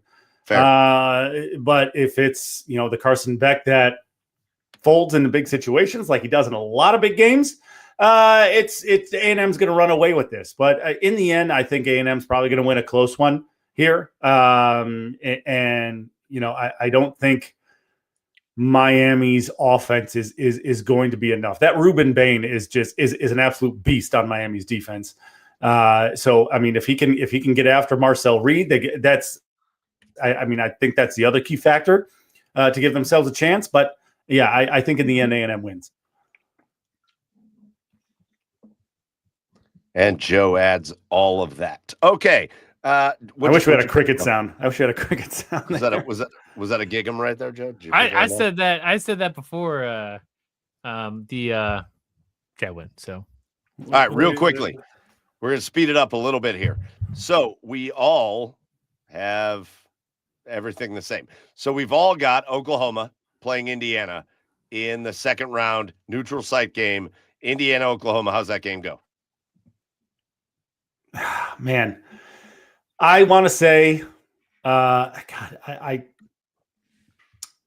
even beating Ohio State, I don't know that Indiana still has it in them. There's something that still makes me question Indiana. I don't think Indiana is going to run away from anybody that they play in this playoff. And after watching Indiana's suffocating defense, combined with the plays, the gamer that Mendoza and Mateer just feel kind of like the same quarterback to me when both of them are playing up to par. But both of them are playing up to their ability. But this one's a tough one. I think I'm going to go Indiana in a coin flip because Oklahoma's defense is just as smothering as Indiana's. But Indiana I think Indiana edges out Oklahoma in that game. Joe. Oh, his mic's resetting. Okay, we'll get back to Joe. Mic is resetting. I'm back. Oh, there you go. Go ahead. I think Indiana pulls this one off. I think their defense is suffocating enough for OU. I don't think OU is going to be able to put up. I mean, they're going to kind of look like Ohio State out there. We're just could not get the ball going. A lot of pressure on the quarterback. I think Indiana skates by this one. And I don't think it matters who they face. I think out of Alabama and OU, I think they win both those games. Yep, I agree. I agree, and I agree with Chad. I think it's close. I think Indiana moves on. I will say this. Remember Daly, though? That kid, number 8, that made that awesome defensive play in that Big Ten championship game? Yeah. He's out for the college football playoff. Yeah, saw that. I think this is the most intriguing matchup of the second round, if it happens. Oregon and Texas Tech. Texas Tech with that just renowned smothering defense that they have. And I think an underrated offense going up against an Oregon team that has a really good offense and an okay defense, but a team that has kind of turned their season around and got very hot as the season has gone on. So, Joe, you were raving about Oregon, Texas Tech. How do you view this game? I don't buy into the Texas Tech hype. I don't know. They haven't really proven anything to me this year that they could beat a team like Oregon. And I just don't see this being rather competitive at all. I think Oregon just houses this game. All right, so I'm gonna take the next one here because I'm the opposite of you. I am bought in on Texas Tech. I think that defense is absolutely for real. I think they are shockingly good on that side of the ball. And I think their offense, like I said before, is better than people give them credit for. I actually think quite comfortably, and I don't mean like they're going to run away with the game. I think it'll be a close score, but I'm quite comfortable in my prediction that I think Texas Tech beats Oregon in this game. So, Joe, this is our first disagreement. Joe, you've got Oregon. I've got Texas Tech. Chad, break the tie. I've been bought into Texas Tech for a while. I mean, if anybody remembers like these previews of these brackets that we've been doing ever since it's come out. I love Texas Tech, right? I love their defense. I think it's just as smart. Jacob Rodriguez is a Tasmanian devil on that side of the ball. Baron Morton and the weapons that he has. I think Texas Tech is an elevated version of Oregon. And so I think Texas Tech is going to run away with it. Not run away, but I think Texas Tech is going to win that one. That's what I meant. Like I'm pretty comfortable in saying it, but I think it'll be close. But comfort. Okay, so we're gonna as a show give that one to Texas Tech.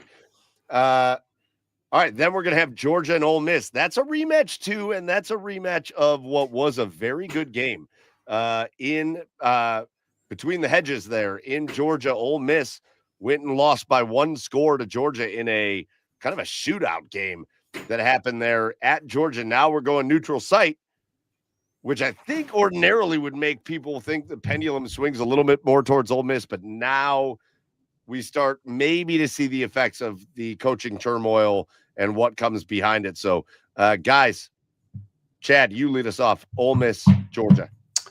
Well, I mean, if I remember that game correctly, Ole Miss was up like big in that game, and Georgia had to come back in that football game to beat them.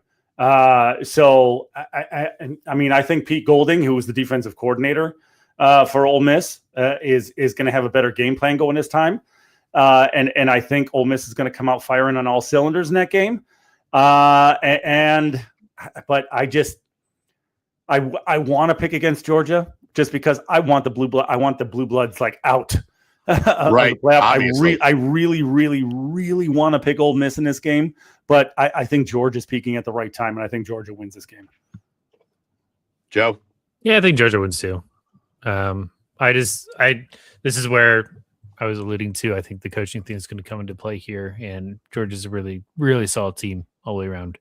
I don't know if Ole Miss can pull through on that one. Yeah, listen, I think Ole Miss is having a great season. I think Trinidad Chambliss is an unbelievable quarterback. I think he is almost god dang near impossible to defend. I don't think defensively they're great.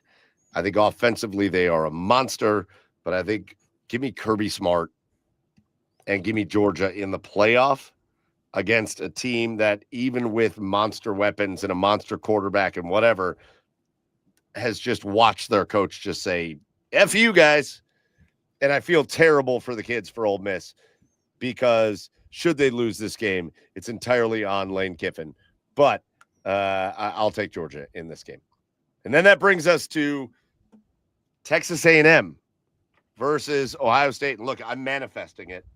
I've got the Buckeyes shirt on. I've got the A&M hat on. So I guess I'll lead off with my prediction of this game. And I will tell you, boys, I'm wearing this outfit to manifest this game. But on that day, at noon Eastern, I will be in all maroon and white, rooting for my Texas A&M Aggies. Even though I love the Buckeyes, A&M's my school, and I will root for them. I think A&M's got the second best wide receiver room in the country. I think A&M's got some of the best pass rushers in the country. I think A&M's quarterback is special. I think A&M has just a ton going forward. I actually think A&M has finally, they have a coach that's special in Mike Elko.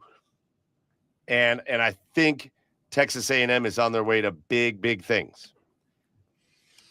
I just think Texas A&M's season comes to an end in Arlington against the Ohio State Buckeyes. I think I don't think A&M's defense is to the point where it needs to be to stop Ohio State the way Indiana's did.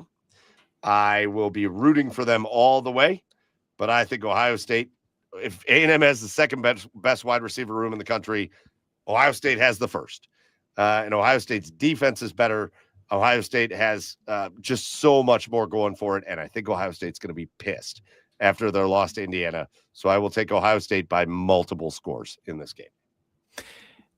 That's very, very grown up of you, Mike. because I was just loading up. I was like, yeah, Texas A&M's second, third, fourth, fifth best at a lot of things, but who's better at all of them is Ohio State here.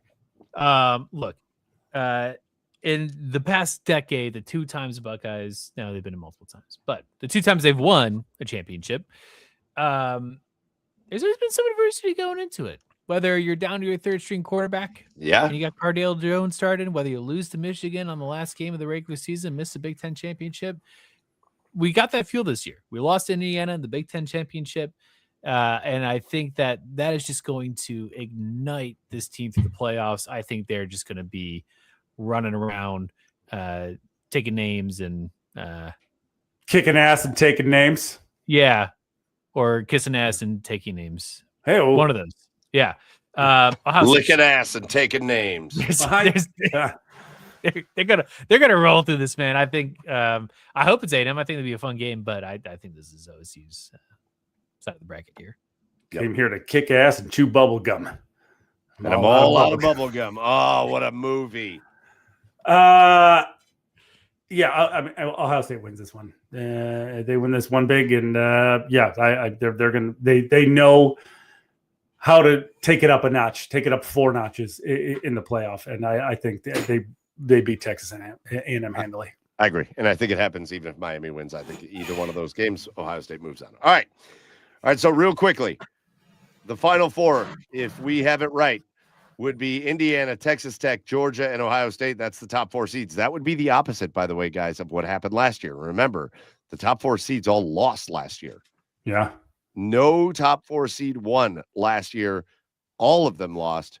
And this year, we've got them all winning. So let's talk about that Indiana-Texas Tech game, the vaunted defense of Texas Tech against Fernando Mendoza and that Indiana Hoosiers team that just grits out wins. Chad, kick it off. Well, now that Indiana's best pass rusher is out for the college football playoff, I think Texas Tech's offense is just too high powered, and I think Texas Tech is going to win that game. I think the Hoosier season comes to an end. I believe so much in that Texas Tech, the most expensive roster in college football. I think that defense is going to get after Mendoza. I think they're going to be well prepared. They're well coached, and I think Texas Tech wins that one in a close one. Joe. Yeah, Texas Tech, they're not even in this game. This is Oregon, Indiana. Oregon's going to win this game. Real over shootout. Joe, get back to what we have done. Texas Tech, Indiana. Oregon, man. I got Oregon in the final. Just let it go. Let it be. Let it go. All right.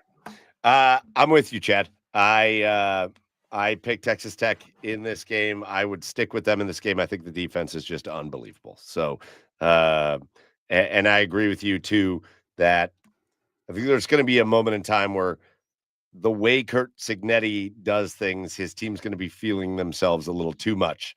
And a team like Texas Tech's going to come punch them in the mouths, and they're not going to know what to do about it. So I will take Texas Tech to reach the college football final. Then we get Blue Bloods all the way on the other side, the Ohio State Buckeyes, the Georgia Bulldogs. The last time we saw this team in the playoffs, it was Ohio State missing a game-winning field goal at the end of the game on a New Year's Eve game that sent Georgia into the final. And so we got a rematch of that game.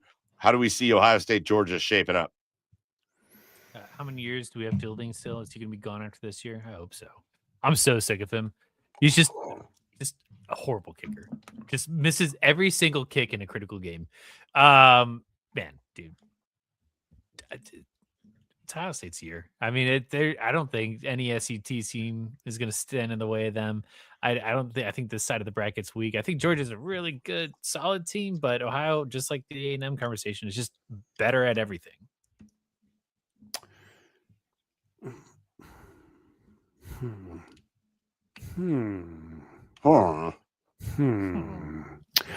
With how well Georgia's playing football lately, I reluctantly pick Ohio State in this game. Okay. I don't reluctantly pick Ohio State in this game because Georgia's defense is not like the Georgia's defense of these, the past. Nope. Right. So I think Ohio State's going to be able to put up some points on this Georgia defense. And I don't know. I've never been impressed. Ever since who was it? The Adonai Mitchells. Ever since the what the hell was that little dipshit's name that we didn't like? The like 7th-year quarterback. What the hell was his name? Oh yeah. It was something. It was something real SEC like. It was like Sterling Morton or or something like that. Or ever since those years, their offense just hasn't felt the same to me. So I think Ohio State's going to be able to do just enough and win this one in a thriller. Not by Jaden Fielding's leg, but they're going to win this game. That was a lot of great analysis. Stetson Bennett is who you were thinking of. Oh yes, no Stetson Bennett. I don't disagree with a lot of your analysis. I go 37-20 Buckeyes. Georgia isn't that team this year. They're not that level of team. And again, I think we've got angry Buckeyes. And we saw it last year after a loss to Michigan. And I think we're going to see it again. And I know Paul Keels says that he doesn't see a lot of difference in Ryan Day, but I still do. And I'm ready to see how they bounce back. And so, Chad, you and I have the Buckeyes and Texas Tech in the final. Joe, you've got the Buckeyes and Oregon in the final. So why don't you lead us off? Do the Buckeyes win, or does your Oregon bracket that doesn't match what we're doing here win? No, I love this type of matchup. I feel like this is like a new, like fresh Big Ten rivalry that we have brewing here between us and Oregon. They have every time they've met over the past 4 years, it's just been a great game. Very competitive on both sides. I don't think anyone can match up to Ohio State's defense. I just don't see that in this bracket at all. I don't think Oregon or Texas Tech are an exception, that they're going to run the score up on Ohio State. So if we can take care of take care of the ball on the offensive side and put some points on the board, this is Ohio State's bracket. Chad. You talk about Ohio State's defense, and everybody wants to, give Indiana their flowers for winning the Big Ten championship game. And I'm like, yes, they deserve it. They deserve every bit of flowers that they do, right? But the one thing that I don't think is really talked about is Ohio State's defense. Ohio State's defense only gave up 13 points to a team that has been blowing the doors off of everybody on the schedule this year. They only gave up 13 points to the number one team in the nation. And that's going to play a huge part in this game. And Ohio State wins this one going away. I agree with you 100%. I think Texas Tech, what a run that they went on.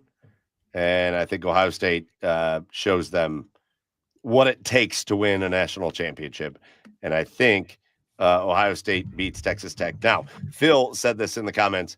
It feels like it's fate that Ohio State will play Indiana in the college football championship. And maybe that would be awesome. That would be awesome. And I will tell you, if Ohio State played Indiana in the national championship, I'm taking Ohio State by more than 10. Give me Ohio State and the points in that game. And I would feel bad for Kurt Cignetti and his Indiana bunch for what would come for them from Ohio State. And I know that's a lot of shit talking from a team that just lost, but we've seen this from Ohio State before. We've never seen it from Indiana. So there's a backing to it. So anyways, I think it would take a lot. Oh, I don't want just me on there. I think it would take a lot for any team to take out Ohio State, and I think they're going to march their way to a title. So that's our playoff preview. And now that we are marching to 10:40, we're going to get out of here by 11. But we've got a couple things to talk about. First of all, as we get away from college football, let's do our assholes of the week really quick. So who wants to lead off? I will. It's Notre Dame for me. Yeah. It's Notre Dame. The whole fucking guaranteeing them a spot next year if they're in the top 12, it's bullshit. I know Paul said it's easy to knock on Notre Dame, but it is easy to knock on Notre Dame for this because they're the only ones doing it. Oh boy, that came up quick. Just because they cried the loudest. They're a brand name that cried the loudest. You're going to guarantee them a spot next year. It's bullshit. They shouldn't get special treatment, right? Yeah, I don't care. It's not 1945 anymore. I've lost respect for Marcus Freeman over it. I've lost respect for the leadership of Notre Dame over it. And now you're trying to blame the ACC for damaging a relationship and blah, blah, blah, blah, blah. Get in a conference in football, you assholes. Yeah, totally agree. That was going to be mine, Chad, as well. And the bullshit cherry on top of all this is Notre Dame's schedule next year. I don't know if you've looked at it. But we'll go through just real quick. Wisconsin, Rice, Michigan State, Purdue, North Carolina, Navy, Nice. Miami, could be a good game. Boston College, SMU, Syracuse, Stanford, USC. So there's 2 top 20 teams in that mix. Not even top 10, top 20. And the rest are cupcake games. So this team is, no doubt, a 2-loss team next year. And it's just like, do it like the rest of us. Why are we allowing this? They're playing the majority of ACC teams on their schedule. Join the ACC, for God's sakes. Yep. You're in the ACC in every other sport. You're in your school, except for fucking football. Join the ACC. You know what's funny is they had the audacity to come out and blame networks for the fact that they're not in the playoffs. And the only reason you're even in discussion for the playoffs are the networks. So shut up. Yeah. And go enjoy no bowl. You should have gone and enjoyed some kind of bowl, but enjoy nothing. But I agree with you guys, Notre Dame. I've got 2 assholes of the week. My first one needs no discussion. Glory to God, we were never supposed to be in this position, but by the glory of God, the great coaches, great teammates, everyone we have around us, we were able to pull this off. Whoever thought the Hoosiers would be here, but now the Hoosiers are flipping champs. Let's go! You guys call yourself a bunch of misfits who found the right home at Indiana. Why was this the right place for this group? It's the right place for process-oriented. We're going day by day, whether it's the offensive line, the defense, the coaches, special teams. We're all process-oriented to one goal. That's our thing, is we're brothers. We can drag teams into the deep end because we know that we're going to stick together and we're the strongest glue ever. What a bitch. You're the strongest glue ever? Shut the fuck up. Jesus. Processing what? I don't know. He doesn't know what he said. That's processing orange? It's not like he said processing orange. That's Fernando Mendoza, and that's why I don't want him to be drafted by the Browns. So he's an asshole of the week. That was terrible. He's not. My other asshole Kirk Cousins had some cocaine. Yeah, just a gross interview. Stupid. My other asshole of the week, and boys, I'm gonna shed light on something, and I feel like we need to be the bastions of light on this because I don't mean to be too nitpicky to a situation, but I think light needs to get shed on this situation. I've been recently in several situations where I've had to be in like public restrooms, right? Like we went to the Cavs game the other night. We've done some high school football games where I've been in public restrooms. I've been in quite a few public restrooms lately, and I've noticed this trend that's starting to fucking bother me like crazy. And I'm sorry to call you, if you're in this group, I'm sorry to call you out, but it says more about you than it says to me if you're triggered by this. My real asshole of the week is the fact that I think probably 60 to 70% of men that I see in public restrooms do not wash their hands. Oh yeah. Oh, it's so gross. Gross. Yeah. It's an outrageous situation. Yeah. And especially like I was at a Cavs game the other night and I had Patrick in the bathroom with me, and some dude comes out of the stall that was taking a dump. Yeah. Like he was in the stall a hot minute. He was pooping. And he put his fingers right around his ass to wipe it with the toilet paper, obviously. But like your fingers are still right up on your ass right there. And he just walks out and just leaves the bathroom. And like, I don't know, for me, like as a guy, like, you shake hands a lot. You like, there's a lot of things you do with your hands.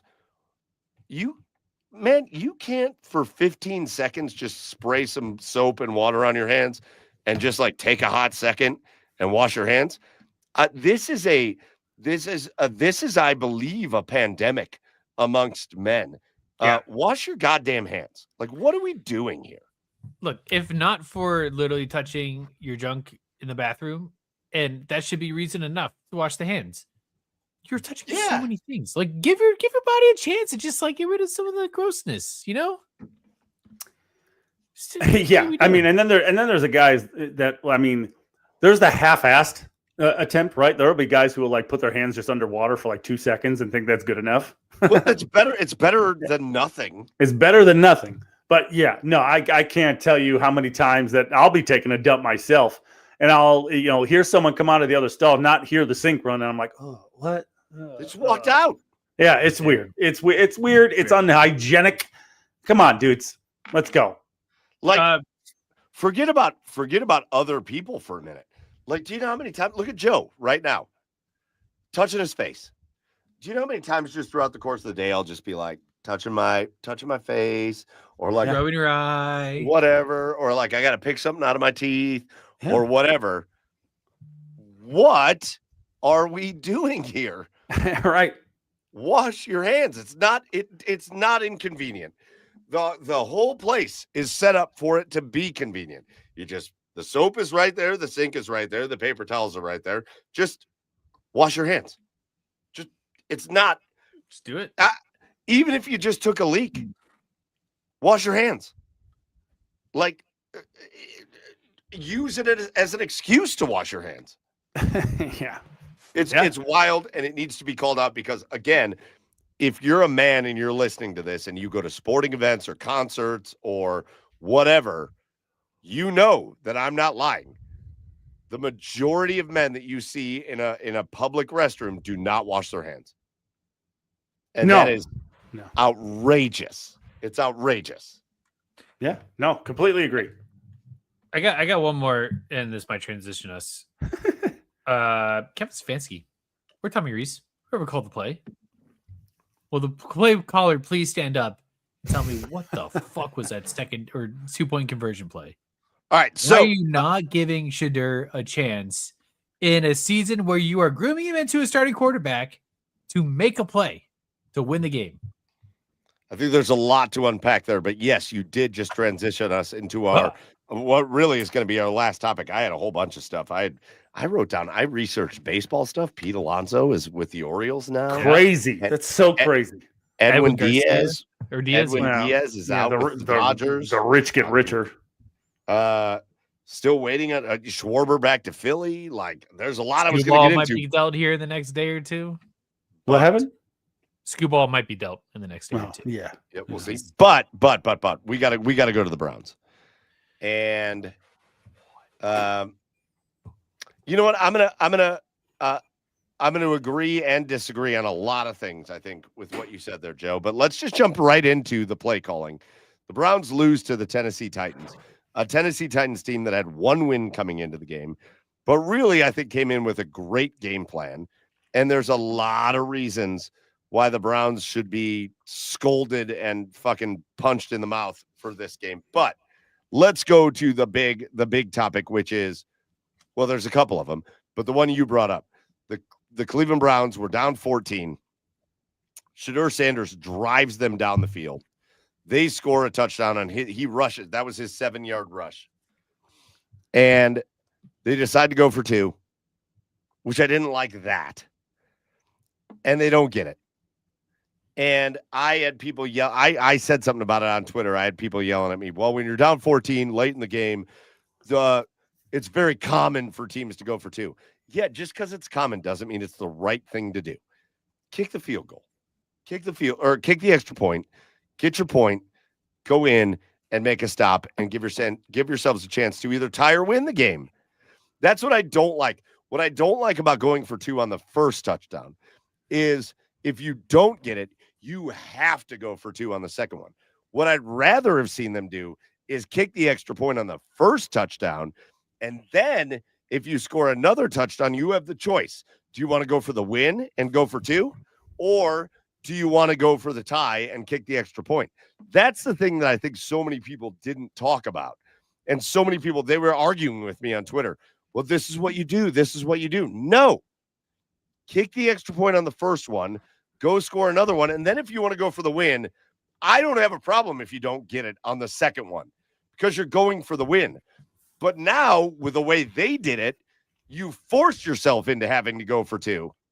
And then you talk about the play call, Joe. And I agree with one thing and I disagree with another thing. Here's where I disagree with you, Joe. I think it was a great play call. It was wide the fuck open. Yeah. Quinshon Judkins completely fucked that up. I agree, but that's not my issue with the play call. Well, no, Great and that's play call. fair. That's fair, and we'll get to the second part. Quinshon Judkins fucked it up. Yep. That was wide open. If he would have just pitched that ball, that is a walk-in 2-point conversion, easy. Kept his eyes on the corner for too long. The play call was beautiful as far as what it was. But I agree with you on this, Joe. That kid showed you something in that game. Yeah. 2 long touchdown drives to give you a chance to either tie or take the lead in that game. Give him a chance from the 2 to give you that two-point conversion. Give him a chance. I haven't killed them for running the Wildcat and bringing them off the field when they get close because it's worked. Because it's worked the first couple games that he's played. But in this game, give the kid a chance. Give the kid a chance. I agree with you that I do not like pulling Shedeur off the field. I don't care about, but the play call itself was a good play call. It just was mishandled by the players on the field. I totally agree with that. I think going into this game, like I think I said it last week, like I want Shedeur to be like, you should be playing above average in this game for it to be a successful game. And he more than fulfilled his side of the contract there. Just an incredible performance for a rookie. Again, not the best Titans defense. So, like, you're going to have really inflated numbers here, but, like, he had really inflated numbers. And, like, you know, like you said, Mike, he had 2 very long touchdown drives. He was very composed in the pocket. A couple of times he had to get out of the way, but, like, he did phenomenally. And all that I think I needed to see from that game with the Titans. But he's a young quarterback. Give him the chance to make a play. Like, how, and if it goes wrong, it goes wrong. But, like, you're not going to ruin his career by having him miss a 2-point conversion that's at his hands. Don't get it. He got you there.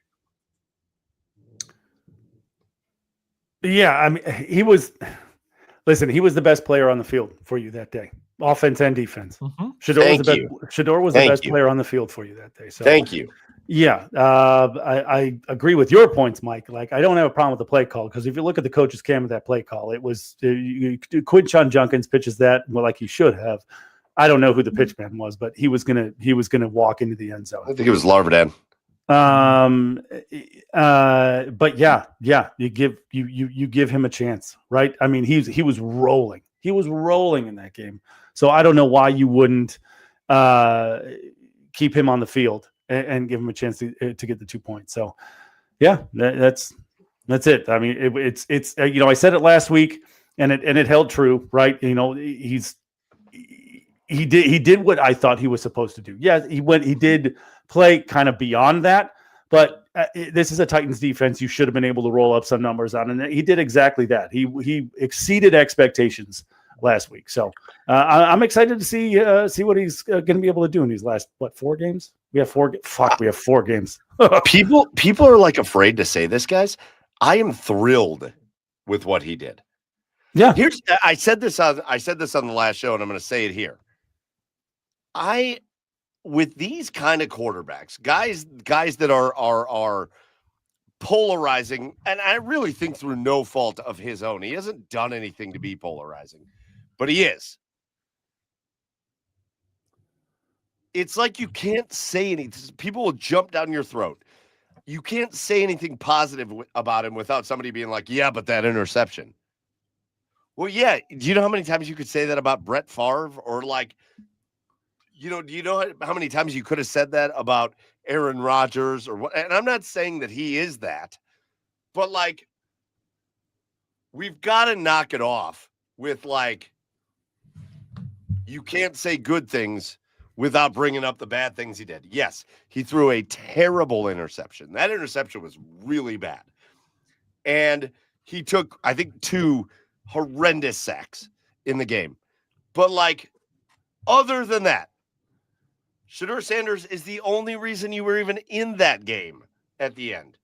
He was. Chad, you put it perfectly. He was your best player. Shedeur Sanders walked out onto the field and was your best player. Yep. Some of the throws that he made, he should never stop getting love for that throw he made to David Njoku for a touchdown. That was unbelievable. That throw to Harold Fannin for 40 yards down the sideline was a perfect throw. How about the throw that sprung Jerry Jeudy for a touchdown? In stride, past the traffic, perfect. Yeah. This dude, I know it's not a great defense, but it's not like they don't have things. Like Simmons wrecked the Browns all game long. This dude showed me in this game that he can be that guy. And I've seen flashes of it. And most importantly, what I've seen is growth out of him. I feel like every week he looks better. And that includes the San Francisco game. That's a good defense, but I think he looked fine in that game. I don't want to get too ahead of myself here. But at the same time, this guy right here on the screen, number 12, can win a lot of football games in the NFL the way he plays. Yep. Pair him with the defense that didn't show up as much as we'd like them to have last week, but like has shown up all season regardless in a lost season otherwise. That's a pretty good combo. Now, I think there's still glaring issues of the offensive line, the talent in the wide receiver room. But if you can just have a semblance of confidence in your quarterback going into next season, build that now. Put him in positions to win. Give him chances to prove himself, which they didn't do, but he put him in positions to win last week. So Chad, Joe, what does he have to do these last 4 weeks? Here's my question. What does he have to do these last 4 weeks for you to go into the offseason going, that's my starter next year? Easy. Be the reason we win one game. We're going to set that bar real low. But like, that's fair, though. Was the reason we were going to win that game until it was out of his hands. Be the reason you win the game. Just continue growing. I mean, these last 4 games, he's probably not going to have the stat line. He's not going to have the stat line that he did against Tennessee. But just continue to grow, right? Just continue making good decisions. Just continue, right? Just show me that you're, getting rid of the hero plays, right? Show me that you're not, you're going to be more willing to throw the football away, making good, when you're in trouble and nobody's open, right? I just want to see continuous growth. And if we win a game, fine. But I'm hoping my hope is that he can be the guy, right? That he shows us that he can be the guy, and then we continue to lose these games and we get the top draft pick. We ain't gonna get that, but yeah, that's fine. But that's all my hope. That's all my hope is. I just want to see continuous growth, and I want to see that which will. It's not going to give me hope because again, I'm not gonna sit here. I'm not gonna back down on what I've said. I'm not gonna sit here and get fooled. Right? He's got to show me consistency going into next year. But that's the way he can at least make me hopeful going into next year is just continuous growth. But here's the thing. This is why I asked the question. And I know I accidentally started with this on the screen for the show. But like imagine they go into next year and you don't feel like you have to take a quarterback in the first round. Which again, Mendoza maybe is going to be a good pro quarterback. I'm not real sold on him being a great pro quarterback. I'm not real sold on any of these dudes being great pro quarterbacks. So let's say Shedeur shows you these last 4 weeks enough to make you feel like I want to give that guy a season as a starter. This is why I did this. Imagine this. And again, I have not studied some of these dudes. So if you want to insert other names, go for it. But imagine something like this is your draft. And imagine you come up at 4 or 5 or whatever, and you take Jordan Tyson, who I think is the best wide receiver in this draft. He's the only reason Arizona State won any games this year. And then let's say you get to 27, and Mekhi Lemon's there. And he's one of the 3 best wide receivers, or Casey Concepcion, or you find a way to get Carnell Tate, or whatever, however you want to do it. But let's say you do your top 4 picks and you come away with 2 stud wide receivers and 2 good offensive linemen. Does that not just put this roster in a significantly better place? If Shedeur Sanders is a guy that you feel like you can run it back with for the next couple of years, but now all of a sudden next year he's throwing the ball to Jordan Tyson, Mekhi Lemon, Jerry Jeudy, Harold Fannin, David Njoku, if you can bring him back, and now he's got guys blocking him that are better than the offensive line he has now. That puts me, if I see that Shedeur Sanders that I saw this week, I would rather have that along with this that's on the screen than Ty Simpson. Yeah, 1,000%. I would rather not. I would rather not have to take a quarterback in this year's draft, right? Especially with how heralded this class was going into this year and the way it's turned out. Yeah, I would rather Shedeur look like the guy and not us not having to take a quarterback in this draft, either where you don't feel like you have to. And if the draft turned out like this, yeah, that is the talent influx that you're looking for, right? Jordan Tyson has number 1 receiver written all over him.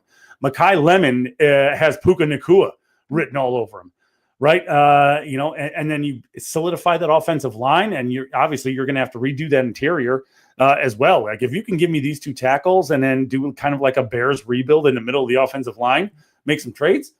You surround Shedeur with everything that he needs to be successful, and all he would have to do is just go put the work in and execute. Yeah, absolutely. I would much rather this be the case going into this offseason rather than looking at another quarterback. Hot take. Shedeur could suck and not be the answer by the end of the season. This is still the draft we need. You do not need a quarterback in next draft, period. Like at all. Shedeur could suck. Find somebody else. Put anybody in there. This offensive line and this wide receiver room needs retooled. That is 1A priority, regardless of the quarterback play. That should be the draft. Doesn't matter how the rest of the season ends, in my opinion. Don't agree with that, but I mean, I agree and disagree with that. I mean, what, you just want another project? Like, we don't need any more projects. Find somebody, find a backup. Just pull in Kenny Pickett would have been sufficient. Joe, nothing else matters in the NFL until you have your quarterback.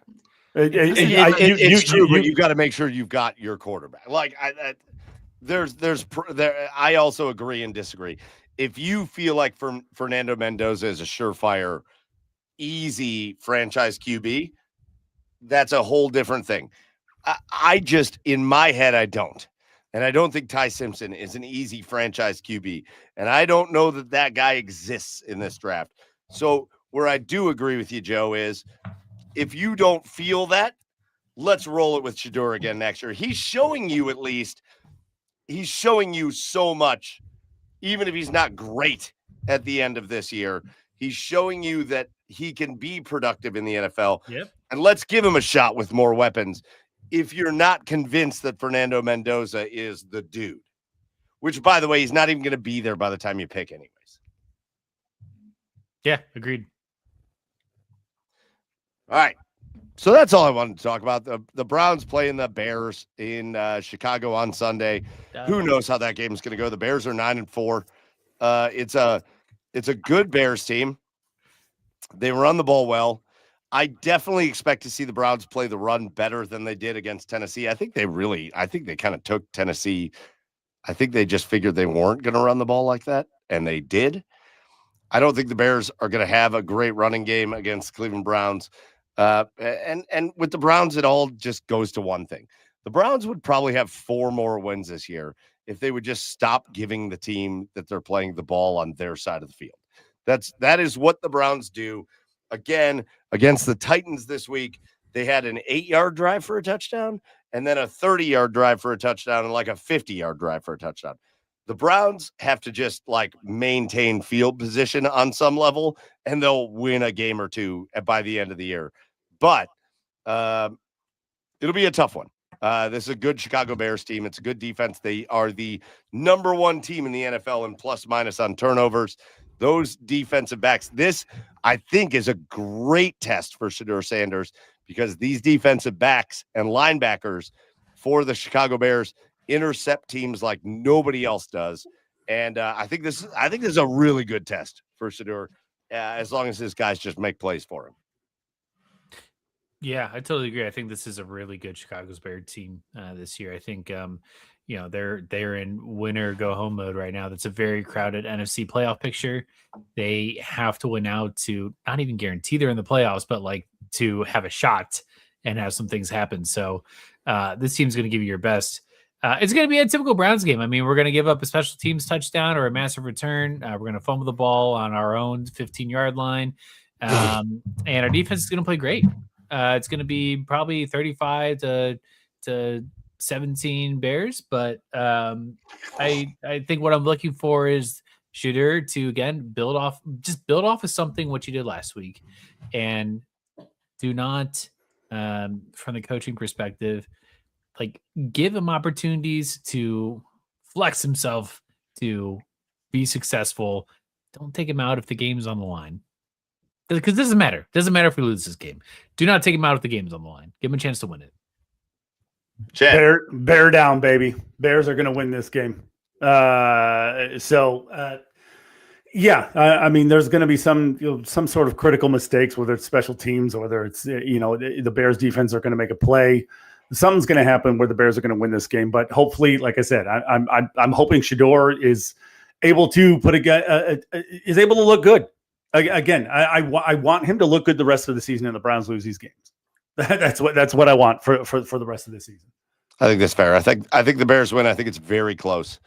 Again, the Browns defense is much better than what we saw against Tennessee. I think they lapsed. I don't think they're going to lapse against the Chicago Bears. But again, I think the difference in this game will be the Bears are going to take the ball away from you once or twice, and it may not even be. Like Shedeur might make the right throw. That the Bears, that's how good this Bears secondary is you can make the right throw and they're still going to turn you over. But I'm with you guys. Let Shedeur look good. I think the Bears win this game, but I think it's like 21-17. I think it's going to be a slugfest in Chicago at Soldier Field. So that is that. And boys, let's do our last segment and get out of here. And our last segment is just our cheers of the week, where we go around and just give somebody cheers that deserves it. And I'll kick us off on this one. I'm going to give a cheers to the entire country of Australia. I just think that this is cool. As somebody that's raising kids and as somebody that's okay with my kids being on technology and whatnot, I also worry about how that's going to affect them. So I'm going to give a shout out. It was big news across the world this week, but the country of Australia banned social media for kids under 16. And I think that's fine. I think that's cool. There's a lot that goes into social media that I think you need to be a little bit more developed for, because I think if you're not, it causes a lot of issues. And Australia said, yeah, you know what? When you're 16, go ahead and jump on social media. Until then, play games. Maybe watch like YouTube Kids or something, but like stay off it. I'm giving it cheers for that. I think that's great. Nice. Chad. My cheers goes to Deion Sanders. I loved watching the clips of him like going to the Browns facility and into the building and see his son up there and just be like a proud dad. But I think it's just cool as shit that an NFL Hall of Famer too was like, he's not, I know he doesn't care about the Browns, but like cheering for the Browns by association, right? Like yes. I thought those clips was just cool as hell. Like when Shedeur made that dime to Judy and he was like, run. I think it's just cool as shit watching Deion root for the Browns. Yes, that was awesome. Joe, wrap it up. Cheer of the week. People that just over decorate for Christmas. We went to a house last night that was like one of the houses that was in like the Christmas light fight show. And like, it is so much work and money to put something like that on. And like, I just think it's super cool to like go visit those and like you see like, maybe set pieces and just really cool like light structures and train setups and stuff. And like that is just like, I don't know, it's fun. I like when people get in the spirit like that. And obviously not everyone celebrates or decorates, but for those that do, it's very fun when they go all out. As long as it's not like my neighbor. Yeah, right. So you're not like the neighbors from Christmas Vacation. It's fine. Yeah. All right, that's going to do it. As this episode, this was very easy to talk a lot about a lot of things, but we're going to save some things, I guess, for next week. But last thing we're going to do is just give out some thank yous here on episode 293. First, thank you goes out to our special guest, Paul Keels, for joining us, the radio voice of the Ohio State Buckeyes, the legendary voice of the Buckeyes. And what a great time we had talking with him. So big shout out to Paul Keels. Big shout out to the OBR for hosting us. The Orange and Brown Report is the oldest, largest independent Browns coverage site in all of Cleveland. So get over to the OBR.com, hit subscribe. You will not regret it. It is the best stuff you're going to get regarding the Browns. And then you get to hang out with us on Wednesday nights as well. So big shout out to the OBR for hosting us. And as always, our biggest thank you goes out to all of you. The comments were a blast tonight, even though now I'm hungry. But everybody that joined us in the comments tonight, thank you. If you didn't catch us tonight, remember, you can always watch us on demand on YouTube, Twitch, or you can get over to Apple, Spotify, iHeart, wherever you get your podcasts, and you can tune in to us there. That's going to do it for episode 293. For Joey over there in Seattle, for Chad on the east side of Cleveland, I'm Michael Keefe. Go follow the show at The Garage Beers on all the socials, and we'll see you next week for episode 294. Until then, cheers, everybody.